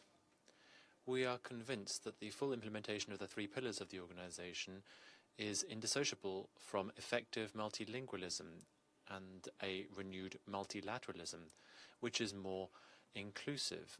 In this regard, I have 3 questions on multilingualism, which is key for the implementation of the 3 pillars. Since the publication of the strategy for multilingualism in March 2024, many administrative or no administrative guidelines have been adopted yet on this matter. So what kind of initiatives do you tend to do to move forward these strategies? Second question, what specific measures do you envisage to have genuine parity between the working languages of the Secretariat, English and French, and to make sure that multilingualism is fully integrated into activities pertaining to peace and development and human rights? And lastly, how do you intend to use new technologies such as AI to enhance linguistic services using the highly qualified professionals that the Secretariat already has at its disposal? Given all of this against a backdrop in which there is a need for multilateralism, how do you envisage greater participation of regional bodies within this kind of multilateralism, and how do you intend to work with other stakeholders such as the International Organization of the Francophonie to implement the 3 pillars of the organization, given the current resource constraints? Thank you. Merci.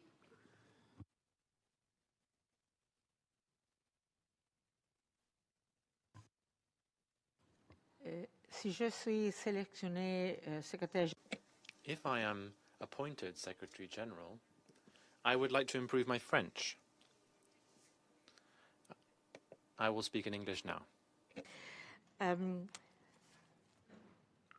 Well, I think that multilingualism is essential in the UN because it represents what the world is. I mean, we only have 6 official languages, but we need to ensure at least those 6 official languages can be people can have access to it, so they can have the possibility of speak, to feel that they are really being able to represent what they want to say, and that also help us understand each other, our cultures, etc., etc. I think that many things should be done. Even there has been all what you do as a system, that everything works, that the UN80 should not decrease the funding for all these issues to ensure multilingualism. Though we should have able to have translator, interpreters. We should have money. Today we don't have it. Not even before liquidity crisis, there was not enough money. As High Commissioner of Human Rights, we couldn't have all documents in 6 languages because we didn't have the money for the budget.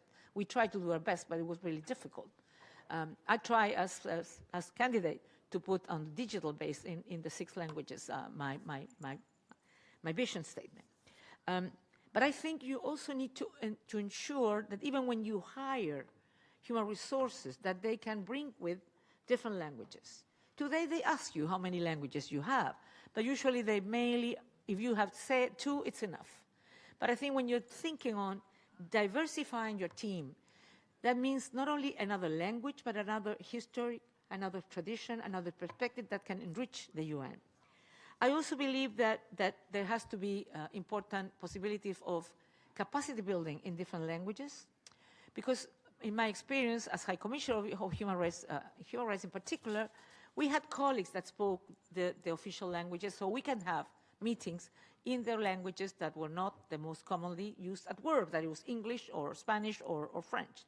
And that was really helpful because you could understand exactly what the person representative of that country wanted to say, but also they couldn't feel that they were heard and they would really understand what you're saying.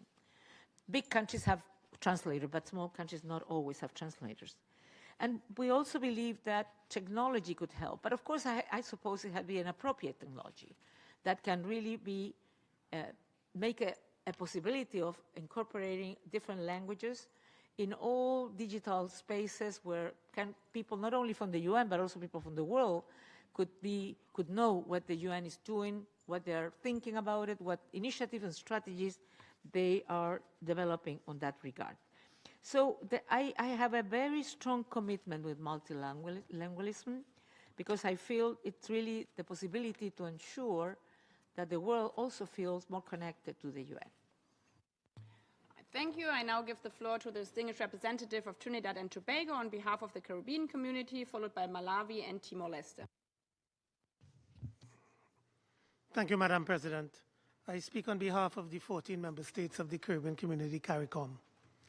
We are grateful for the opportunity to participate in this important dialogue and to engage with the distinguished candidate aspiring to the position of Secretary General.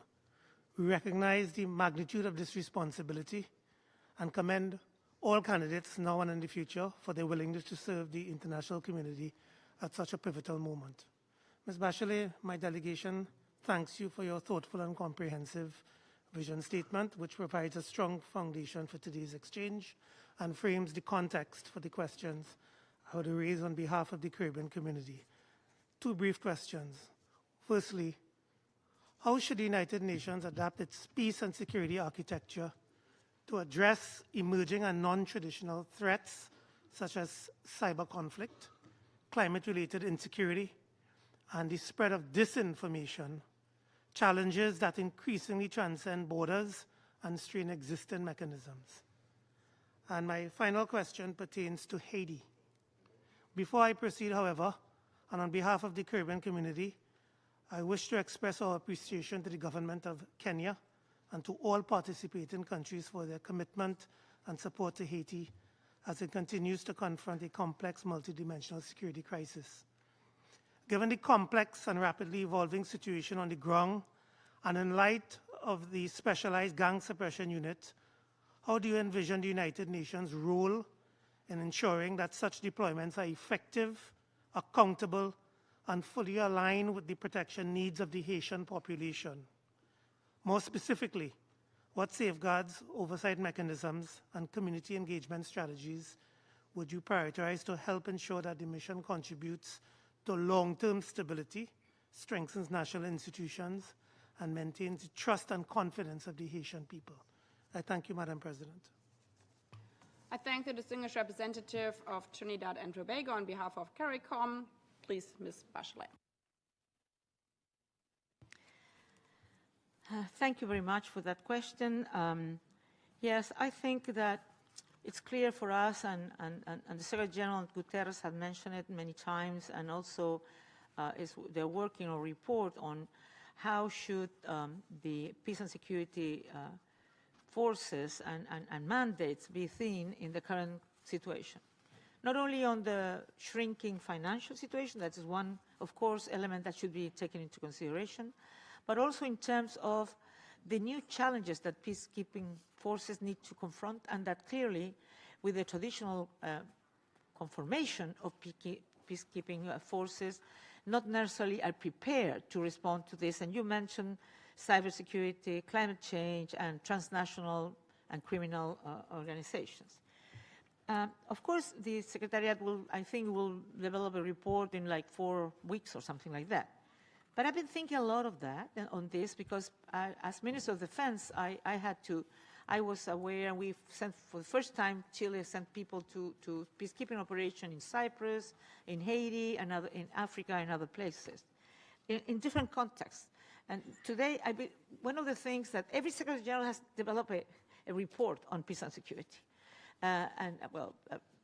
coffee, I think it was Brahimi, then Ban Ki-moon another one, and now is preparing the Secretary Guterres. One of the things that we have learned, and I think they're still valid, is that the conflict where you have to deal with don't have a military response. It's not enough a military response. You need a political response because you need political solutions to the problems. And that's why the political component and the civilian component is as important as the police and armed forces component of a peacekeeping operation. But we need to believe what else we need to do in terms of being able to look at these new challenges. And we need to understand also that probably what we'll have to think about is that, not as in the past, that peacekeeping operations were multidimensional, big mandates that do everything, that we'll need to think on with a particular mandate on the particular situation and what is the most priority issue to deal with it. And probably to think on a special force with what is to that particular situation and not sort of a model that is a general model to every country in the world. The second thing on Haiti, and thank you for that question because Haiti is very close to my heart, being in my region, but also having been there many times and sending a peacekeeping operation there. And there is a huge complexity. I hope the UN, well, there is the BNU there that will continue working on supporting all what is needed through the country team. But also, of course, we will have the GSF, the Gun Suppression Force, that will be supported by this office of the UN to support logistically, operationally, and I think this is really important. One thing, though, that concerns me, to be honest, and I think we need to be very alert on that. Of course, we need to suppress gangs, but 50% of the gangs are children, and children and young children, probably doing the least important roles on gangs, but there's a lot of children. So we need to, I think, when the work is done by member states who have, like Kenya and others, who have been so generous to go into this job, is to look how these jobs are done and be aware that there's a lot of those combatants that are children, and what are the kind of measures to be taken to avoid that this can be a terrible situation. But Haiti needs to be supported. Thank you. I now give the floor to the distinguished representative of Malawi on behalf of the least developed countries, followed by Timor-Leste and the next civil society organization. PGA, Excellencies, I thank Madam Bachelet for presenting to us her vision of the position of the Secretary General. The LDC Group welcomes this transparent and inclusive process for the selection and appointment of the next Secretary General. The LDC Group expects that the next Secretary General must restore confidence in a charter-driven multilateral system, rescue the SDGs in LDCs, and ensure that no financial or political pressure is allowed to weaken the UN's dedicated support to the most vulnerable countries. Madam Bachelet, the LDC Group would like you to share your observations on the following questions, which reflect the core concerns and expectations of the group. On restoration of a charter-driven multilateralism.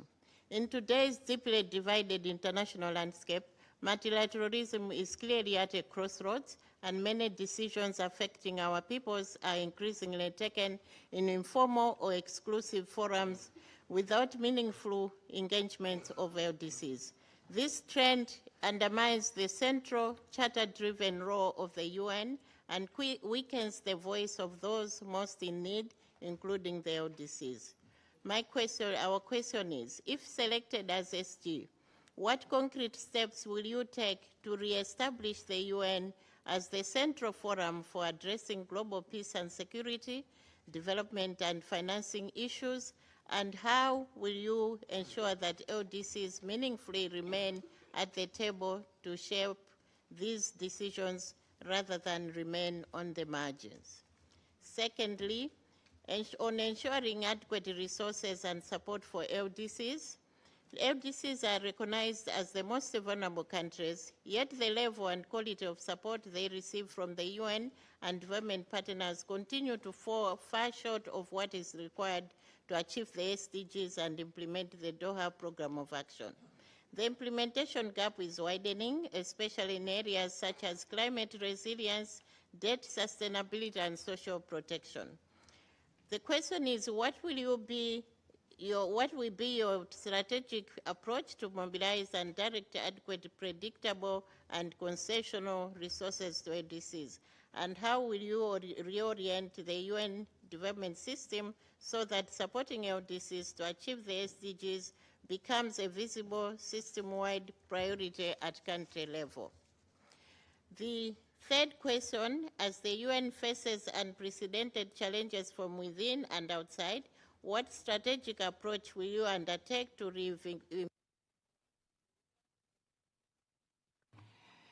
I thank the distinguished representative of Malawi on behalf of the least developed country. So the last one was UN Development Pillar. I now give the floor again to Ms. Bachelet, followed by Timor-Leste and the civil society.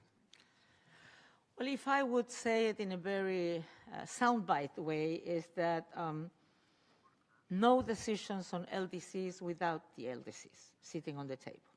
I think that would be my first comment, in terms that I truly believe that we need to ensure that their voices are heard, and that not only their voices are heard, but they can influence on the decision making. The second thing is we need to mobilize funds for LDCs, and how we do that. I think we need to convince that development of all is in the interest of all. And this, of course, goes not only to the LDCs, but all the other groups that already have spoken, the SEEDs, the LLDCs, etc. This is really important, and I believe that we can do that, and we need to do that. It's obvious for many of us, when you are not having the possibility of ensuring development, when you are living under climate crisis, there's a lot of these situations that you also described, Madam Representative, is that they feel migration, they feel conflict, they feel a lot of issues that afterwards, if you don't do what you need to do, and you have to do, preventing these things from happening, the international community, the General Assembly, and sometimes Security Council will have to deal with it in a more costly manner, costly in terms of lives of people, but also costly in terms of the needs of funding for that. The other thing that I wanted to mention was the issue of, I think, the UN, you mentioned the middle-income countries as well. I think we need to have a UN approach for middle-income countries. Because, as we all know, being middle-income usually makes you not beneficiary of many of the financing possibilities, among others, concessional fundings. But we also know that middle-income countries hold the majority of the poor of the world. So, again, there's something we're not doing right, because we have a problem there, but the mechanism that we're developing cannot help the ones who need a lot of help. So I do believe that it's really needed to dedicate that, a particular approach to ensure how mix are not overlooked by income per capita metrics that is happening today. The other thing that I think is important is that if the pillar of development, the very essence of the UN, if we fail developing countries, the UN fails. So we need to have a strong commitment on this. And one thing that you didn't mention, but for me is really important, and particularly in Africa, is that, and I mentioned in my initial words, is that we need to think on youth. Because in Africa in particular, youth, I mean, in Latin America and the Caribbean, in parts of Asia and in parts of Europe, the fertility rates are not very high. But in Africa, it will continue growing the population. We'll have a lot of young people. So we need, on one hand, to be part of the processes, being it peacekeeping processes, development process, their voices to be heard, but also creating jobs so they can have hopes and opportunities. Thank you. I now give the floor to the distinguished representative of Timor-Leste on behalf of the Committee of Portuguese-Speaking Countries, followed by the next civil society organization and Mali. Excellency, Madam President, Excellency, Madam Bachelet, thank you for giving your briefings on your vision as the UN Secretary General. I have the honor of speaking on behalf of the Community of Portuguese-Speaking Countries. The CPLP spans 4 continents and is home to over 280 million people, united by a common language, shared heritage, and strong cultural ties. We are also connected by the ocean, which is central to our economies, our cultures, and our future. We attach the highest importance to the United Nations and the principles of multilateralism. In this spirit, and given the Secretary General's central role in guiding the organization, we have consistently held that the Secretary General must be fully committed to advancing meaningful UN reform and upholding the values and purposes enshrined in the Charter. We also underlined the need to ensure the full and balanced implementation of the UN main pillars as the foundation for a more effective, credible, and responsive United Nations. In this context, we would welcome your views on the following. How would you position the ocean within the UN agenda and advance concrete action in areas such as the implementation of the BBNG agreement, combating illegal, unreported, and unregulated fishing, and mobilizing financing for a sustainable blue economy? I thank you. I thank the distinguished representative of Timor-Leste on behalf of the Committee of Portuguese-Speaking Countries, Ms. Bachelet. Please, you have the floor.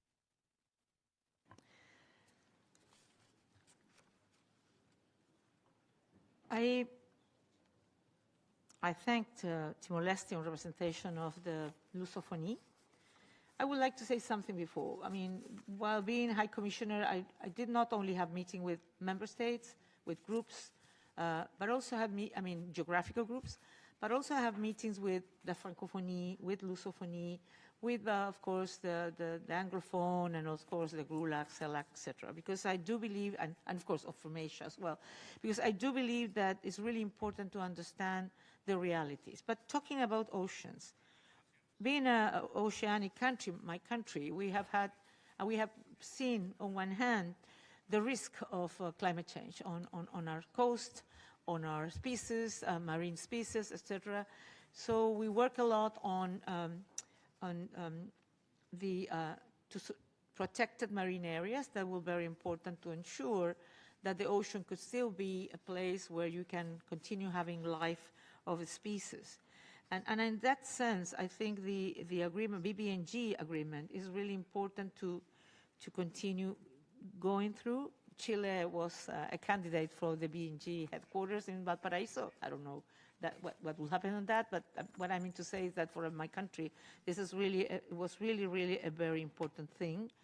And I think the BBNG mentions a lot of commitments that have to be implemented. I think oceans are really, it's really critical, the entry into force of the BBNG, so we must move to structuring our cooperation on this regard.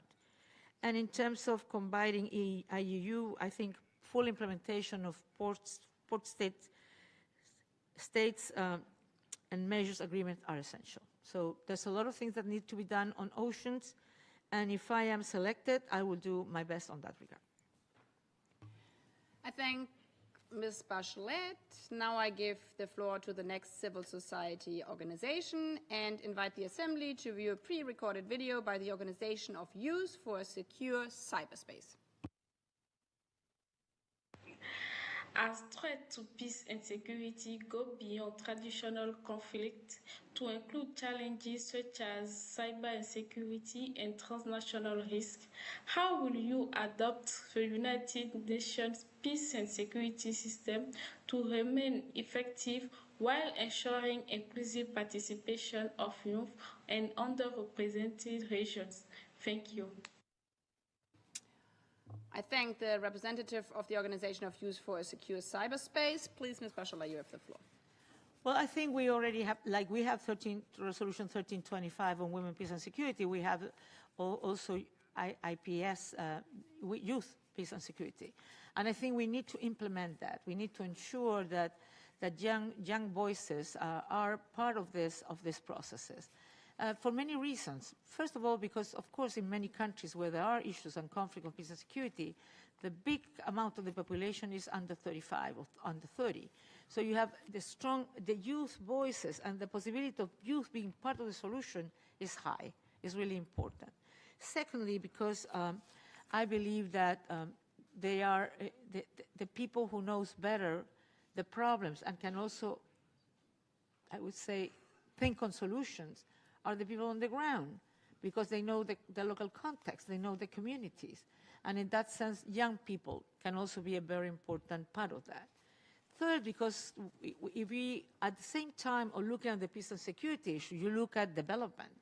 Because there's not only why many times conflict arises is because of the lack of opportunity, because human rights are not respected, because and youth is part of this and can be part of the ones who can be attracted to some groups that are not the groups that believe in peace, on peaceful solutions of problems. So I think that in all ways it's essential to have youth in the middle of the situation, but not only like in a, I would say, like a show. I really believe that it has to be seriously considered, because I really believe it can be an important factor of peace. And it can be also be an important factor not only on peace in terms of finishing the conflict, but also on sustainable peace. So that's why I'm thinking it's also a very important issue on security. And also because young people knows much more technology than others, can be also a very important issue on cybersecurity. I thank you. I now give the floor to the distinguished representative of Mali on behalf of the African group, followed by Australia, and then the first member states in its national capacity, Liechtenstein. Thank you, Madam President. Excellencies, Madam Bachelet, welcome welcome for this. I welcome this dialogue with the membership. I have the honor to raise two sets of questions on behalf of the African group. The first set of questions will be on peace and security, and the second one will be on development. On peace and security, Africa's exclusion from permanent membership of the Security Council reflect both historical injustice and the ongoing structural inequity affecting decision on issues central to the continent. What is your position on the African common position on the reform of the Security Council, and how would you use the convening authority of the office to advance intergovernmental negotiations?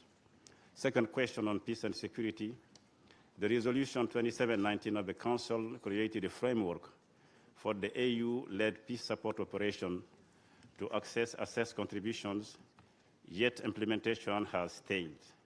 How would you approach the third-year review, and how would you address the continued political resistance? The third question I have concerning the peace and security concerns Africa's country feature prominently the peace-building commissions.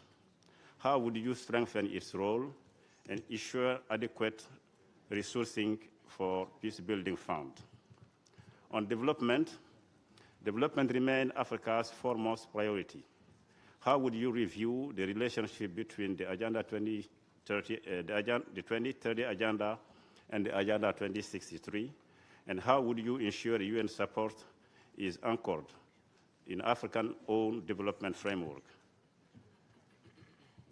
What concrete action will you take to advance reform of international financial architecture, including improving African representation in international financial institutions and addressing bias in credit rating system? Africa loses more through illicit financial flow than it receives in official development assistance. What priority would we assign to addressing these flows and strengthening domestic resources mobilizations? How would you ensure climate finance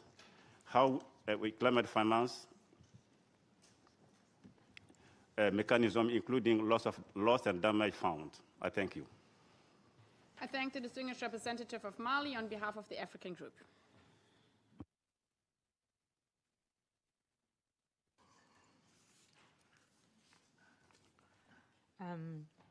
Well, I think that on regard of the UN Security Council reform, there are different models, I understand, but all understand the need for adequate representation and addressing historical injustice. So I think it's critical to ensure Africa's voice in the Security Council. In terms of the, and the same happens with the IFIs.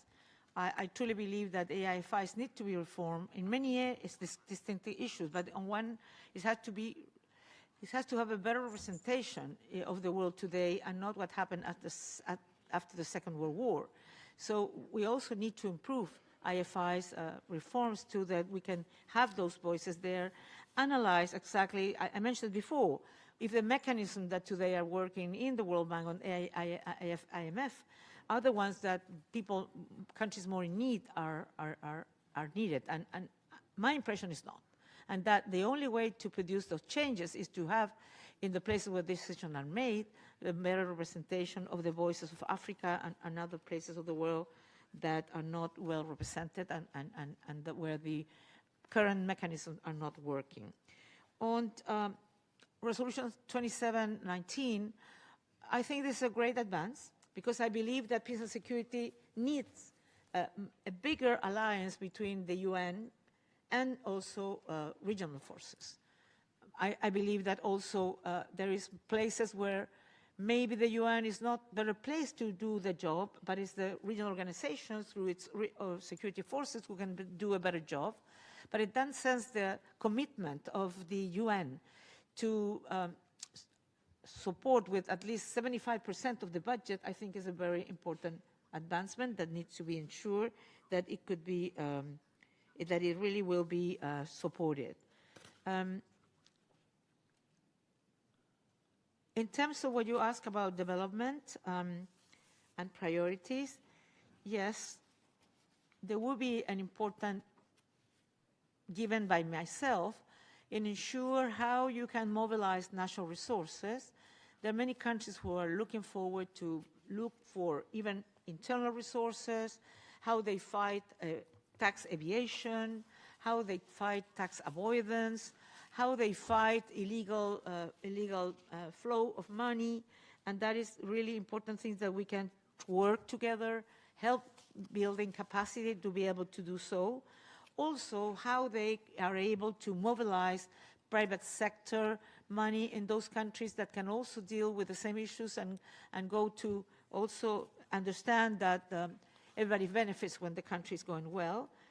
And on finance, I already mentioned that we don't only have the Global Fund for Climate Action, but also the Fund of Loss and Damage that I believe exists. It needs more money, it has to be, but we need to make better use of those funds.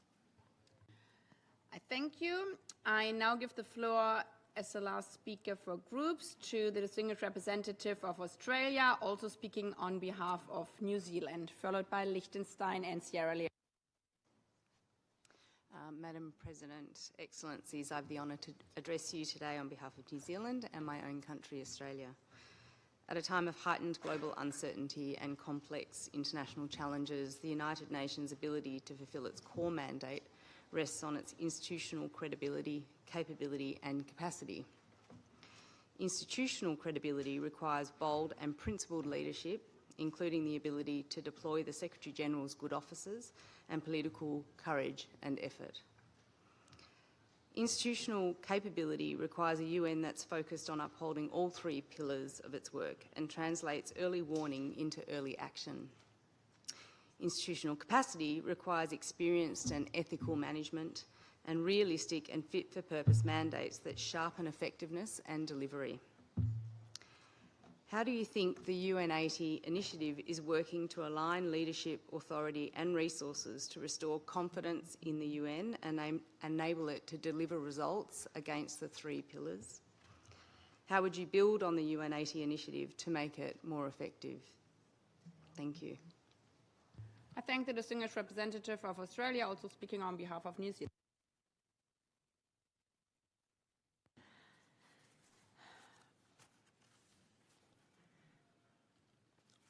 I agree on everything that you mentioned in terms of the need of leadership, authority, moral authority, ethics, etc., to be able to lead this organization. I also think that the 3 pillars are essential, and I also believe that UN80 is a must. But having said that, what we have to avoid is that the UN80 could be used by some people, could be thought on something in terms of hollow out certain mandates to privilege peace and security and underprivilege, if I would say, development and human rights. I already mentioned that human rights doesn't have that much risk because it's so small, the percentage of the budget, the regular budget, that, I mean, I don't imagine that people want to get even less than 4% for human rights. But I do feel, and I do see the risk of not including enough financing for development. And particularly, I would say, because I mentioned that I feel that the way to solve problems that are the problems of the real countries is not through general recipes. It's about going into the field, to the country level, and understand the particular needs and organize the UN country team and the financing on that. Because the reform is not only about savings. Of course, if you have a liquidity crisis, you need to deal with that. But it's also to be able, and that's what I would do, to be able to put the money where the priorities are. So it's not about doing more with less money or to do the same with less money. It's to do more and better with the resources that you have and to put the money where it's needed, where to ensure that you organize a very, if I would say, a more streamlined, a more lean but muscled organization. Because we need a lean organization, we need it strong. Because the UN is not strong, and particularly in the field presence, and also in the different levels, we're not going to be able to fulfill what the world expects from us. So we need to do the UN80, but we need to be aware of the risks that we need to avoid. And those risks are to weaken some pillars that are really needed to have a world, also a world that can believe in peace and that can be, and can also ensure that the people feel that the UN is something that we really need. So how to make them more efficient? There's a lot of proposals on that, and I agree with all of them, but I will say member states, the Secretary General, but mainly member states, because you are the ones who owe the UN80. Please be aware that we need a balance between the 3 pillars, an adequate balance. Otherwise, we'll not be fulfilling and we're not going to have, we can go back to the basic, yes, but the basics, according to my opinion, is peace and security, is development, and is human rights. And then the UN80, if they do it fantastically, and those things that we need to change because they need to be done better, the money that we save on that, we can use it in a better way in the other mandates as well.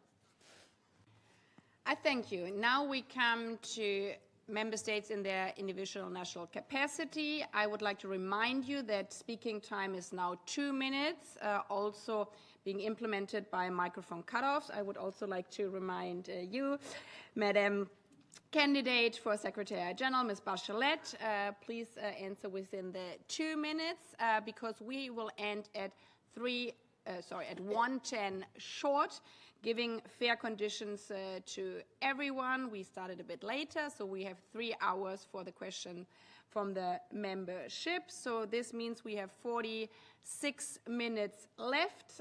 If you're shorter than 2 minutes, you give more opportunities to other member states to ask their question. On this note, we start with Liechtenstein, followed by Cuba, and then the next civil society organization. Thank you, Madam President. Madam Bachelet, all protocol observed. I have 2 questions with respect to the 2 leadership positions you've held within the UN system on UN Women and as High Commissioner for Human Rights. You must undoubtedly be aware that we're currently discussing a possible merger of UN Women and UNFPA. Given your really unique experience and expertise, because you essentially built that office, UN Women Is this something that you recommend us to do? Is this a good idea? On the second one, I'm interested in your view of the division of work between the SG and the High Commissioner for Human Rights. I think there is a natural expectation that in the case of massive violations of the UN Charter, people will always look at the SG and to hear the voice of the SG in the case of a violation of Article 2.4 in cases of aggression. Do you believe there is also a case to be made that the SG has to be vocal with respect to the other most serious crimes under international law? Let's say with respect to the Genocide Convention in cases of massive violations or possible massive violations for international humanitarian law or crimes against humanity. And can you name examples from the past that in your view would have met the criteria that you would apply? Thank you so much.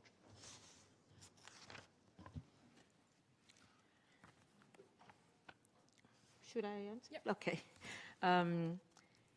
Well, I haven't read the report that makes an analysis of the merging of UNFPA and UN Women.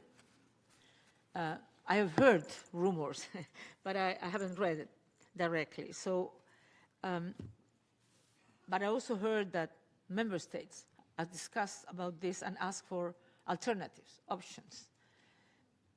I do believe that all alternatives need to be looked at to see what are we looking after. Because one of the concerns that some people have is that the merge could weaken the mandate, in particular on women's rights and women's empowerment and gender equality. That is one concern that member states have and some other people have. I believe whatever decision is made needs to take into consideration what are we really getting out of that alternative that has been chosen. Is there real duplication? Is there a lot of duplication? Because if there's duplication, it can be solved not necessarily merging. You can solve, if it's small, the duplication, you can solve it in another way. If not, maybe you have to merge. Is it that the mandates collide with each other? Well, I have the impression that other than violence against women, the mandates are very different. Both mandates are very different. So, but I have to say, I cannot give a different opinion because I haven't seen the studies. A merge, some years after a new institution was created, should not be only the consideration of cuttings, if I would say. It should be not because the money is essential. Of course, the money is essential, but it should be more substantive. It should be but because we really believe that a merge will produce the best results for both mandates. Otherwise, maybe it's better to look for different options. In terms of the Secretary General and High Commissioner, I do believe that the High Commissioner always have to be the voice of the voiceless and has to sometimes finger point, sometimes not finger points, and do all the things needed, preventive diplomacy, etc. But when we're talking about genocide, atrocities against humanity, silence is not an option. Thank you. I now give the floor to the representative of Cuba, followed by the civil society organization and Switzerland. Señora Presidenta. Madam President and distinguished Ms. Michelle Bachelet, Cuba welcomes the opportunity for these interactive dialogues with the candidates for the post of Secretary General in an open, transparent and inclusive way. We align ourselves with the statements made by the G77, the NAM and AOSIS, and we'd like to ask the following two questions in our national capacity. First, faced with the growing escalation of conflict and the proliferation of bellicose narratives, what actions will you take as Secretary General to promote a culture of peace, the peaceful settlement of disputes, and respect for the principle of the non-use of force?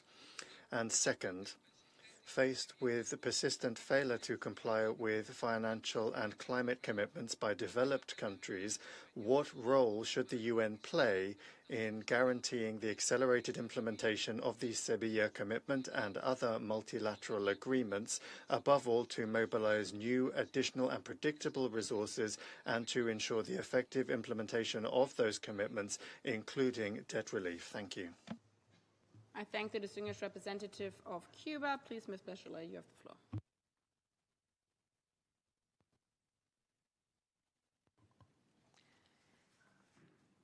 A mí me parece que, sorry. I would say that the Secretary General can also use his voice to promote a culture of peace and, of course, to insist on the principles of the Charter.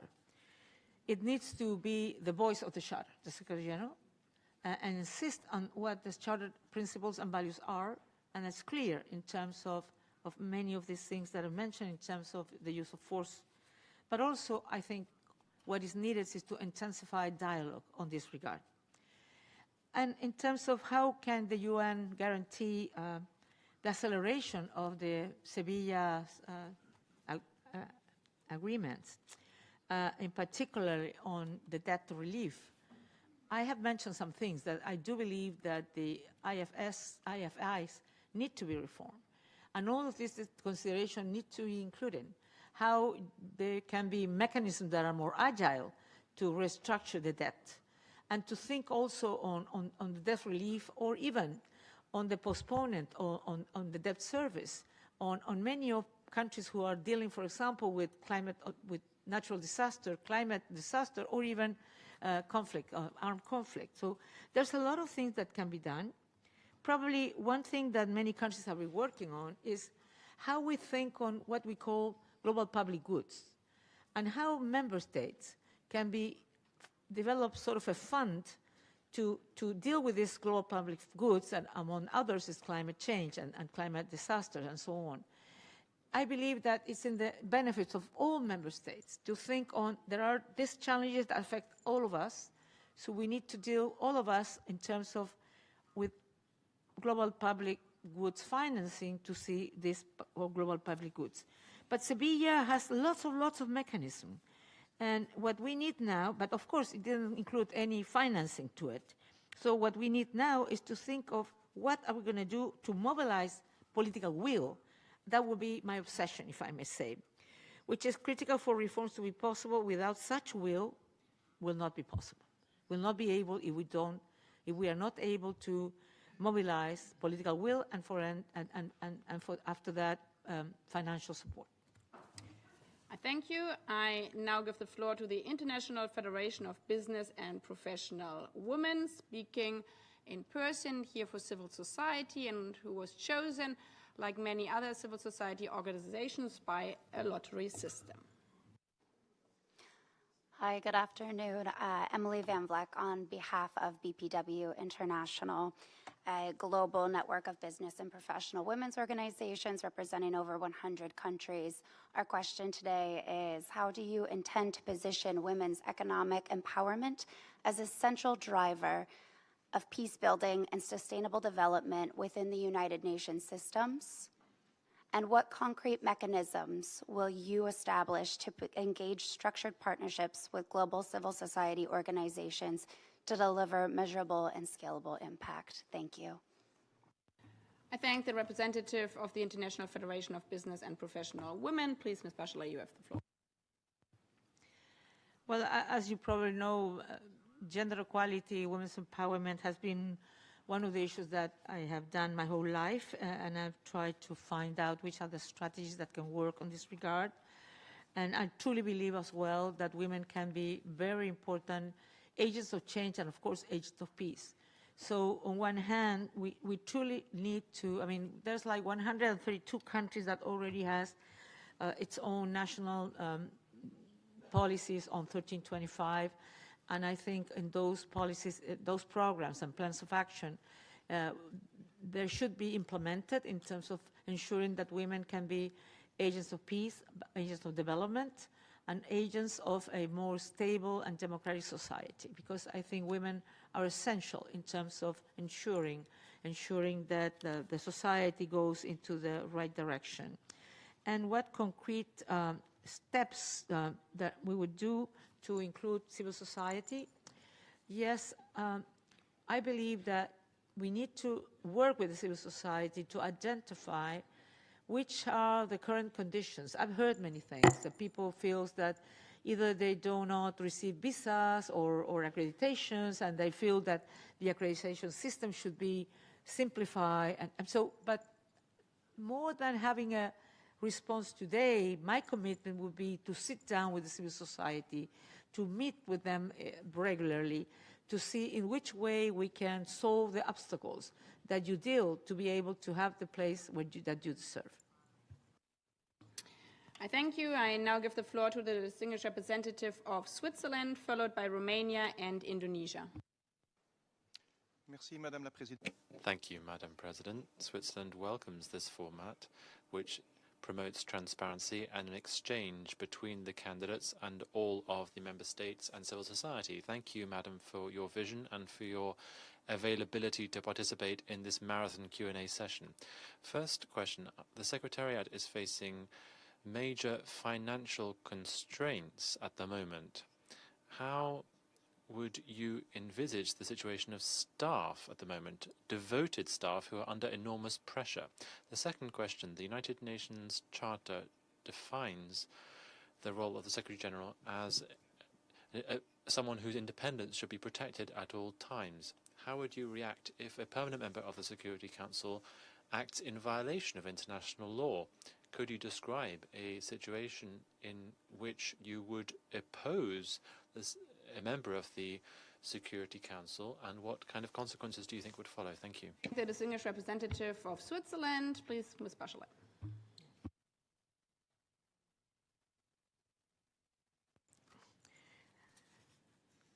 I think that it's true that our personnel is facing a lot of difficulties while being on the field. And that's why I do believe that we have to have human resources policies that support them, value them, protect them. But not only that, I also believe that we need to have mobility policies.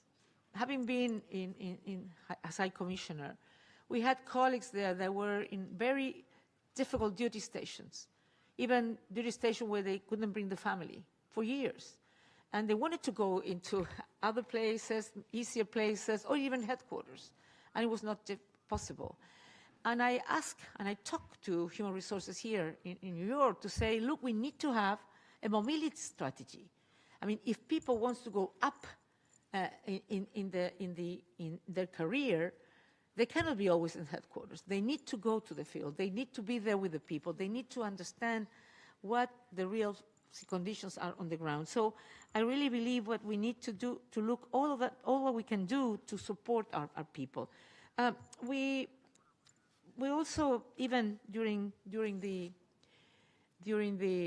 pandemic, we also created I would say, mental health support, because it's very difficult for our people to being during the pandemic times, but also having the commitment to continue fulfilling their jobs. But also we expect service and effectiveness anyway. So we can protect, support, but also we expect commitment, and we expect the possibility of being effective. Yes, that's something is everybody asks is how are you going to deal with the political pressures, particularly from the more powerful countries, and how you can avoid political pressures. I don't think political pressures can be avoided, but what you have to have is a real attitude on how you deal with that. And in my life, have shown that I can be independent. Every time that was needed, I could be independent. Even I received a lot of pressure. I thank you. I now give the floor to the distinguished representative of Romania, followed by Indonesia and Namibia. Thank you, Madam President. I want to use 10 seconds of my time to acknowledge the important work, the solid work that you have put together in this process, and acknowledging the complementary role of the Security Council of the General Assembly in selecting the Secretary General as defined through the revitalization process. Mrs. Bachelet, I think a number of questions have been addressed. I want to ask you something about the trend that we see here in the United Nations. There is an increasing we are faced with increasing situations on different topics where consensus is no longer possible or not feasible. And I would like to get your view on the preservation of consensus as a prerequisite for the legitimacy and sustainability of the United Nations, and how do you regard the tentative shift to a more majority-based decision-making processes? Thank you very much. I thank the distinguished representative of Romania, please. I believe that consensus must be chased always, always. We have to be, I don't know if the word is stubborn or persistent, but both of these. You need a lot of persistency to try to get to the biggest possible consensus. Though that means that at the same time, we cannot paralyze. Some people have the opinion that consensus is not synonymous with unanimity. That consensus means the big majority. But that's something that the member states have to decide, how they understand consensus. But I truly believe that if possible to get consensus and the big majorities, or the whole majority or the big majorities of member states have to one decision, is key to the relevance and the importance of what UN is doing. Is it always possible? I'm not sure. Being a president, we try to do that, but sometimes not possible. And sometimes not even possible in your own coalition, if I may say. So it's up to you, member state, to decide how you deal with this issue of consensus. But the only thing I would say, lack of consensus cannot mean silence, cannot mean paralysis. Thank you. I now give the floor to the distinguished representative of Indonesia, followed by Namibia and the next civil society organization. Thank you, Madam President.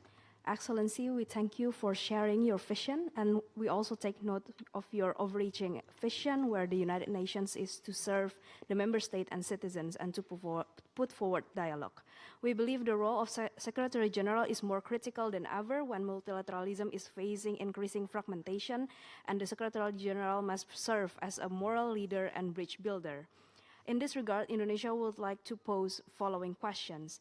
First, with multilateralism under increasing strain, do you believe incremental reform is sufficient, or is there a need for more fundamental recalibration to the system? How will you overcome resistance to change while ensuring the UN adapts to current and future realities?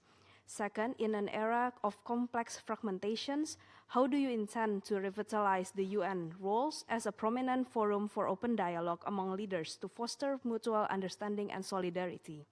And last, how do you envision strengthening meaningful youth participation in shaping global norms and contributing to forward-looking and future-ready multilateral solutions?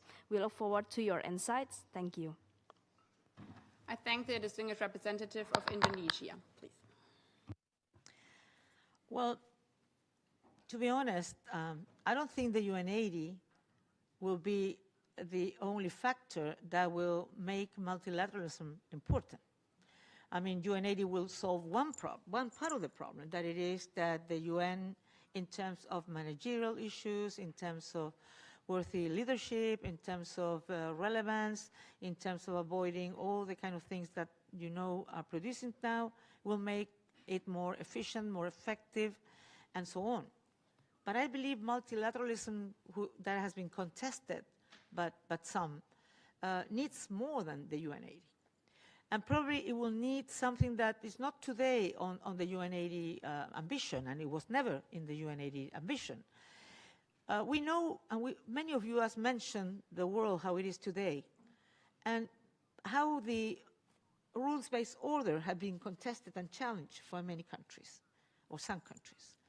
And I think the UN80 was not even thought on that direction. It was not the objective. So, and we don't know where the order of the world what will be the order of the world in some years. We don't know. It is in the process of changes. And nobody knows the evolution. We would like that we could go into a rules-based order because we believe, and I believe, is the best for the world. So I guess, apart from the UN80, we will need to discuss, if I'm Secretary General, that other issue, how we ensure that we are having the UN that the world needs in this new context that are completely different than old context. Incremental reform might be the only possibility, but doesn't mean lacking ambition. We need to have the ambition to understand if the UN is the one, if the UN doing what we have done in the past, improving all the mechanisms that the UN80 needs to improve, but if there's something else that we need to do. And of course, I believe that, again, that the way of revitalizing the UN is the UN80, but also the possibility of the UN present, the UN visible, the SG visible, and also delivering on the results that people are expecting. Thank you. I now give the floor to the distinguished representative of Namibia. Thank you, Madam President. Namibia congratulates you on your nomination and acknowledges the positive contributions you have made towards a better world. In September 2024, the world leaders adopted a wide-ranging international agreement in many years, namely the Pact for the Future, a notable agreement that has reinvigorated the multilateral system and has given direction in a number of important global multilateral thematic issues. Yet your vision statement makes no reference whatsoever to this international commitment. My questions are as follows. 1, what is your vision to implementing the Pact for the Future, and how best can the Secretariat support Member States in its implementation ahead of the 2028 review of the Pact? 2, in the Pact for the Future, world leaders agreed that Africa should be treated as a priority and as a special case as far as the reform of the United Nations Security Council is concerned. What is your understanding of this unique decision taken by Member States, and how would your office support this implementation? And 3, it is commonly held that when women lead, peace follows. And in the true spirit of the Women, Peace and Security agenda, what advantage would you, as a woman, be bringing in addressing global hotspots that are plaguing the world, particularly in Gaza and Sudan? I thank you. I thank the distinguished representative of Namibia, please. Yeah, I mentioned in some of my interventions the Pact of the Future because I really value it. I think it was a great result. It was an agreement that really put the essential, important commitments of the international community, of the General Assembly, and I think we need to implement it. I understand the Secretariat is working on ways to implement it, and of course we will implement it and continue on that direction. I believe that it was really important that the Pact of the Future considered that Africa wasn't a priority, because it is a priority. Of course, we all know that Africa has huge opportunities, but also it has challenges, and many of those challenges need to be considered in a very specific way. And also, I already mentioned that on the Security Council, we need a better representation. And if there are regions of the world that aren't well represented, they should be represented. On women and peace and security, yes, women can be very important agents of peace because they are there in the territory, because they're part of the communities, they're very active on that. Because women tend to dialogue, that doesn't mean that women cannot fight and cannot be aggressive sometimes or cannot be like any other person, but women understand the importance of dialogue, the importance of peace, because there are the children who go to war, there are the children who have to go as soldiers, and because they understand also that the importance of a sustainable peace society will provide to their families, to the future generation, opportunities that conflict and war does not provide. So I feel that a woman as Secretary General can also bring this issue of dialogue and a very strong commitment to use all possible means for pacific resolution of conflicts, all possible means on prevention. And if I'm selected Secretary General, that will be one of my biggest commitments, one of my biggest, if I would say, one of the things I will give the biggest importance, because I truly believe that much can be prevented. Thank you. I now give the floor to the representative of the Civil Society, Center of Studies and Research in International Relations at Facultades de Campinas, here in person in the room, followed by the Russian Federation and India. Thank you, Madam President, Madam Bachelet. As a youth researcher from the Global South, I would like to ask what are your commitments and as a SG for guaranteeing meaningful, inclusive, and sustainable youth participation across the United States. The youth is a very diverse bloc, so how do you plan to ensure that youth voices, especially those from marginalized communities, are not only heard, but truly integrated into the UN decision-making process? Thank you.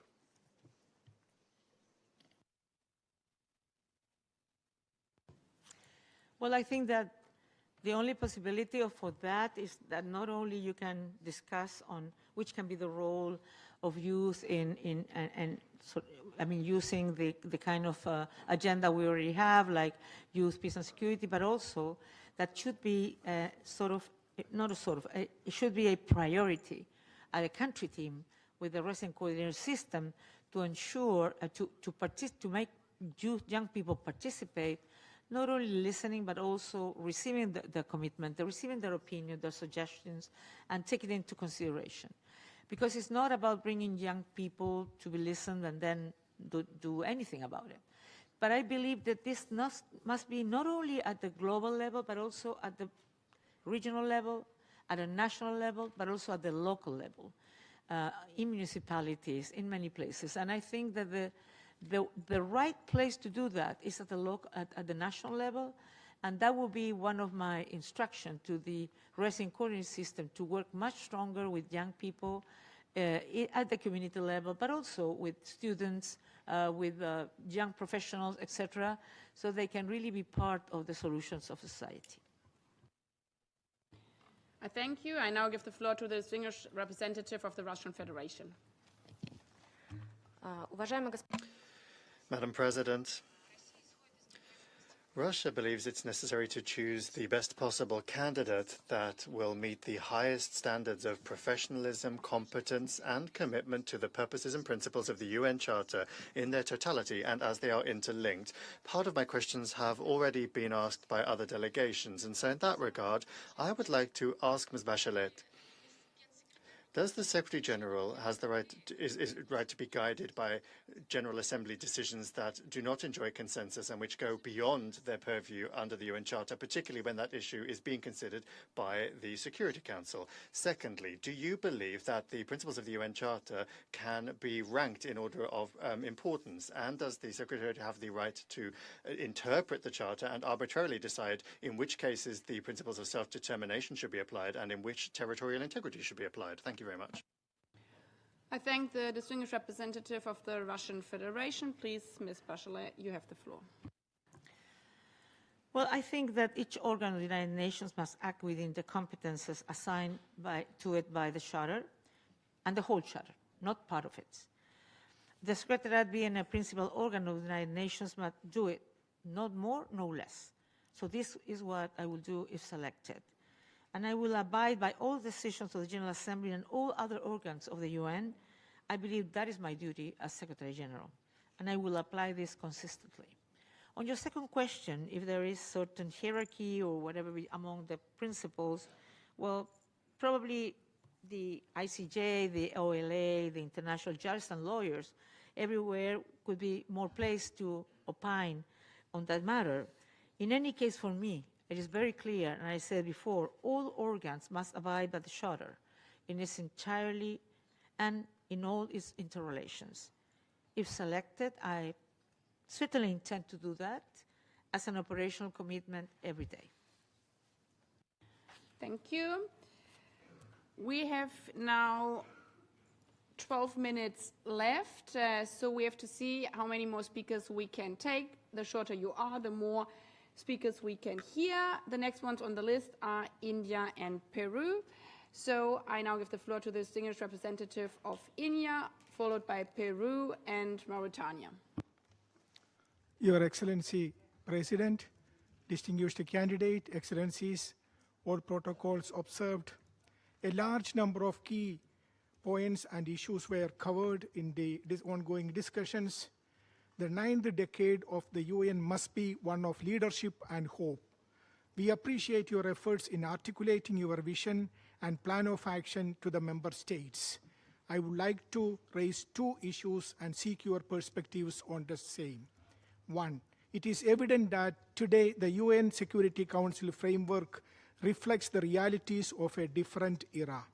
Your vision statement advocates sustaining and advancing ongoing reforms at the UN. I request you to elaborate the steps you plan to pursue in order to realize this objective. Second, your vision statement puts special attention towards small island developing states, LDCs, and landlocked developing countries in view of sustainable development. We are keen to know more about your thoughts and approach towards achieving the developmental goals of the Global South. Thank you. I thank the distinguished representative of India. Please, you have the floor.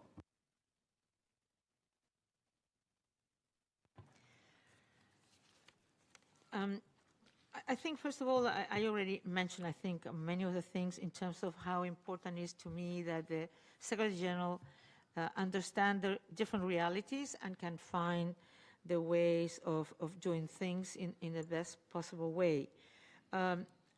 It's clear for me that the UN80 process had to be really reflecting what's going on and can be implemented with long strength. But of SIDs, LDCs, LLDCs, and PMAs, I truly believe that, first of all, there are enormous amount of all the member states of the UN. They have to have their priority they really need.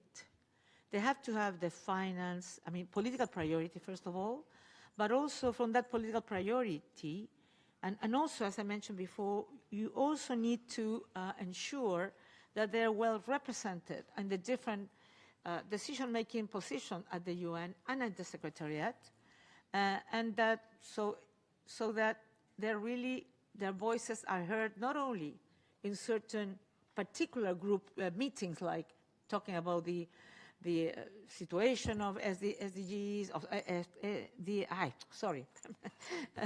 of LDCs and seeds and so on, but on the daily basis. And I think that also, as I mentioned before, the possibility of ensuring that at the country level this is really accepted. But also, I think that structural reforms that combine efficiency, effectiveness, that can strengthen the ability to serve member states is something that will be an important part of my tenure if I'm selected, but also prioritizing the needs of the Global South. Thank you. I now give the floor to the distinguished representative of Peru, followed by Mauritania. Gracias. Thank you, Madam President.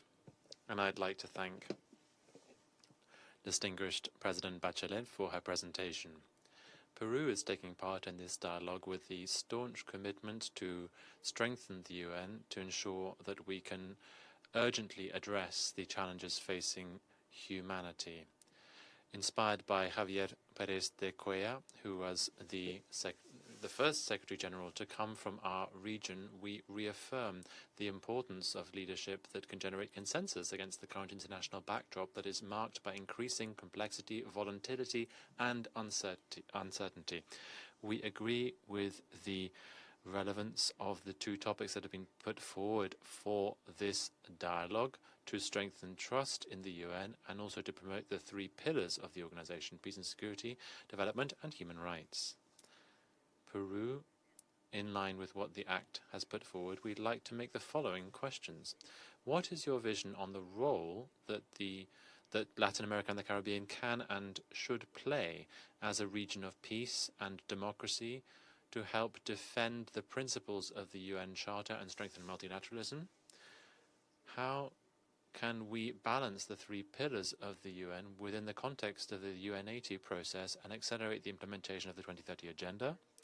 What specific measures will you promote to increase the effective leadership of the Secretary General to contribute to preventing and solving the major armed conflicts that are raging today, and also to address the emerging threats to international peace and security, such as organized transnational crime and the matter of AI governance? Thank you. I thank the distinguished representative of Peru. Please, you have the floor. Muchas gracias. Thank you very much for your questions.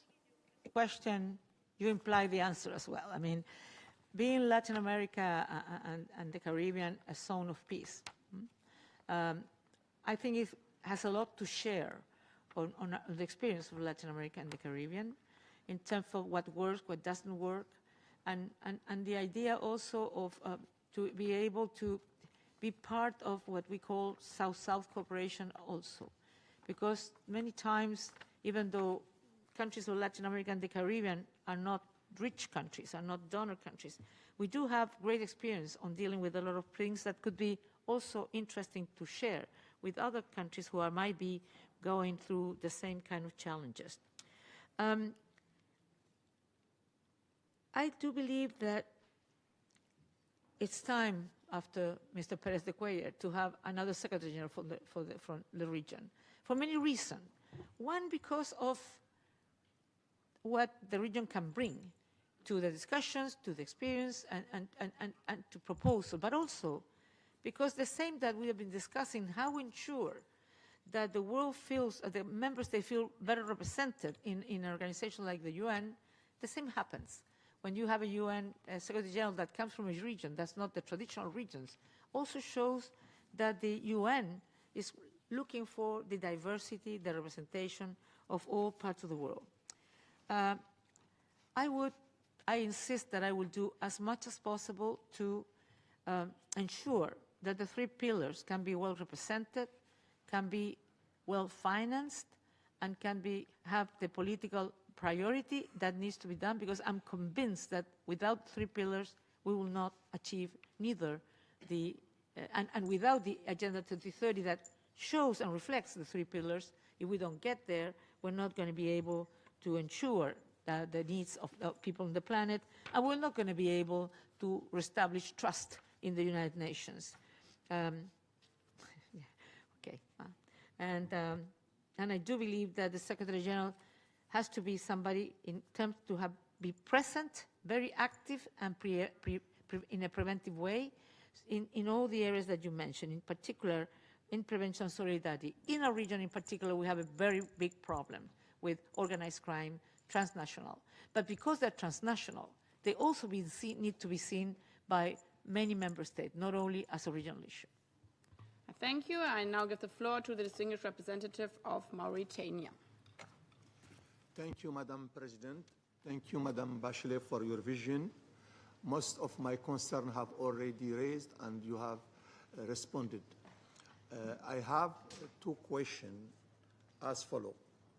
How you will enact policy to lessen climate change impact and food insecurity in the region of Sahel, some of the root causes behind terrorism and instability in the region and in Africa as a whole.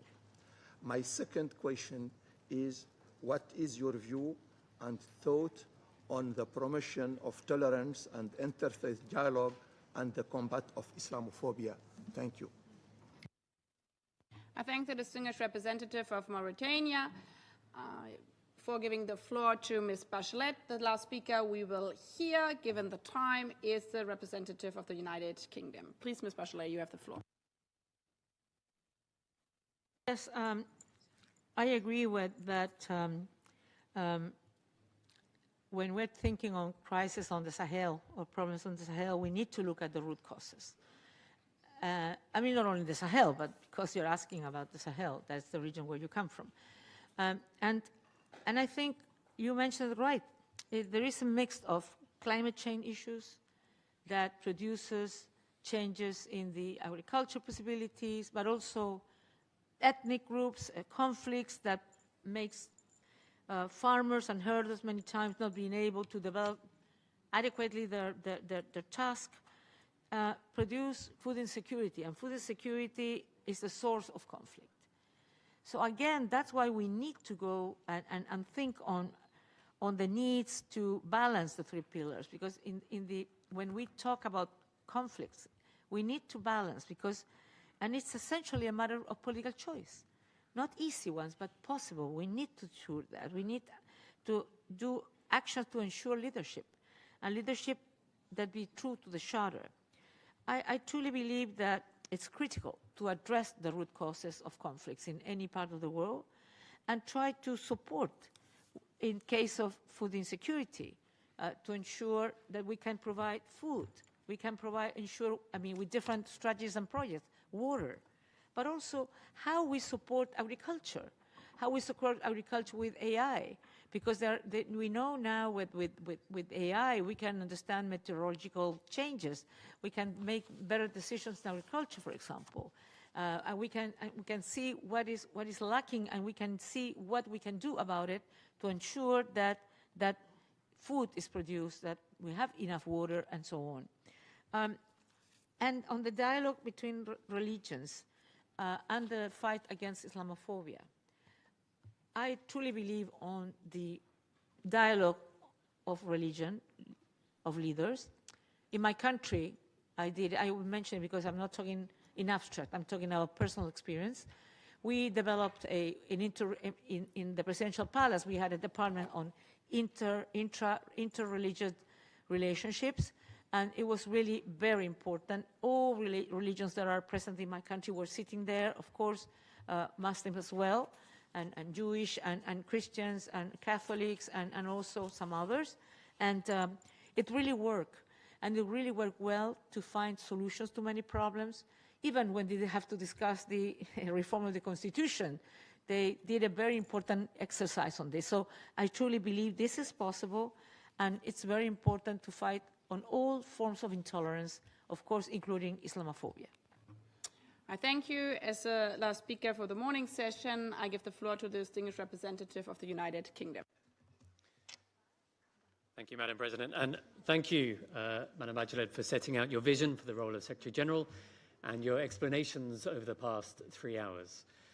And thank you, President Baerbock, for convening these dialogues. We welcome this initiative, which offers member states and civil society an opportunity, a meaningful opportunity, to engage in this important process. Now, I would like to focus on UN80. You have answered questions so far on the substance and the direction. I would like to focus on the follow-through and leadership. UN80 rightly is framed as a continuous process rather than a one-off exercise. How would you, as Secretary General, use your leadership within the organization to ensure that reform remains institutionalized and sustained in order to strengthen delivery across all three pillars of the United Nations? Thank you. I thank the distinguished representative of the United Kingdom. Please, Ms. Bachelet. Yes, I agree that any reform has to be continuous. It cannot be a one-day activity. And so you need to ensure that how you organize the work at the UN. I'm talking about the UN system. Follows, first of all, has clear targets and goals and timelines to ensure that these are implemented the way they have to be. But, you know, my experience is you also need to change culture, if I may say. You can change sometime mechanism, but if you don't change the culture of the people, they might want the next day to come back to what they did always before. And the second thing is to be persistent, persistent, persistent. I had to do a lot of reform while being Minister of Health. And then, 1 year later, people trying to do the same as before. And it happens everywhere, and also with the police forces, etc. So you need constant, if I would say, capacity building on your teams, on the heads, but also on the team, to understand that it's not only something that we do because we're saving money, it's because we need to do it better. Even with the same resources, we need to do it better. Of course, when you have a liquidity crisis, it's an incentive to do what maybe you didn't do in the past. But I truly believe that culture, in terms of how we understand that how we develop the commitment we have with the world, is that we, as UN, do it the better possible way, is something that is essential. It's not only about cutting some things, it's not only about duplicating something, because, yeah, you can stop that maybe tomorrow. Somebody else will be creative enough and create another duplications. And you also need to be very alert that it is going in the direction that member states have decided to. I thank you. We have now come to the end of this interactive dialogue. I would like to thank Ms. Bachelet, and as one ambassador said, for this marathon of questions.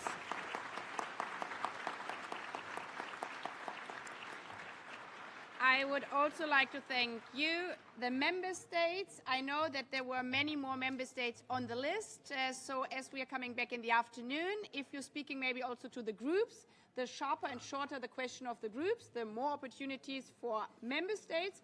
Before adjourning, I would like to remind member states that the next interactive dialogue will be with Mr. Rafael Maranhão Grossi. It will take place this afternoon at 3 p.m. in this same chamber. I wish you all a good lunch. The meeting is adjourned. Thank you very much.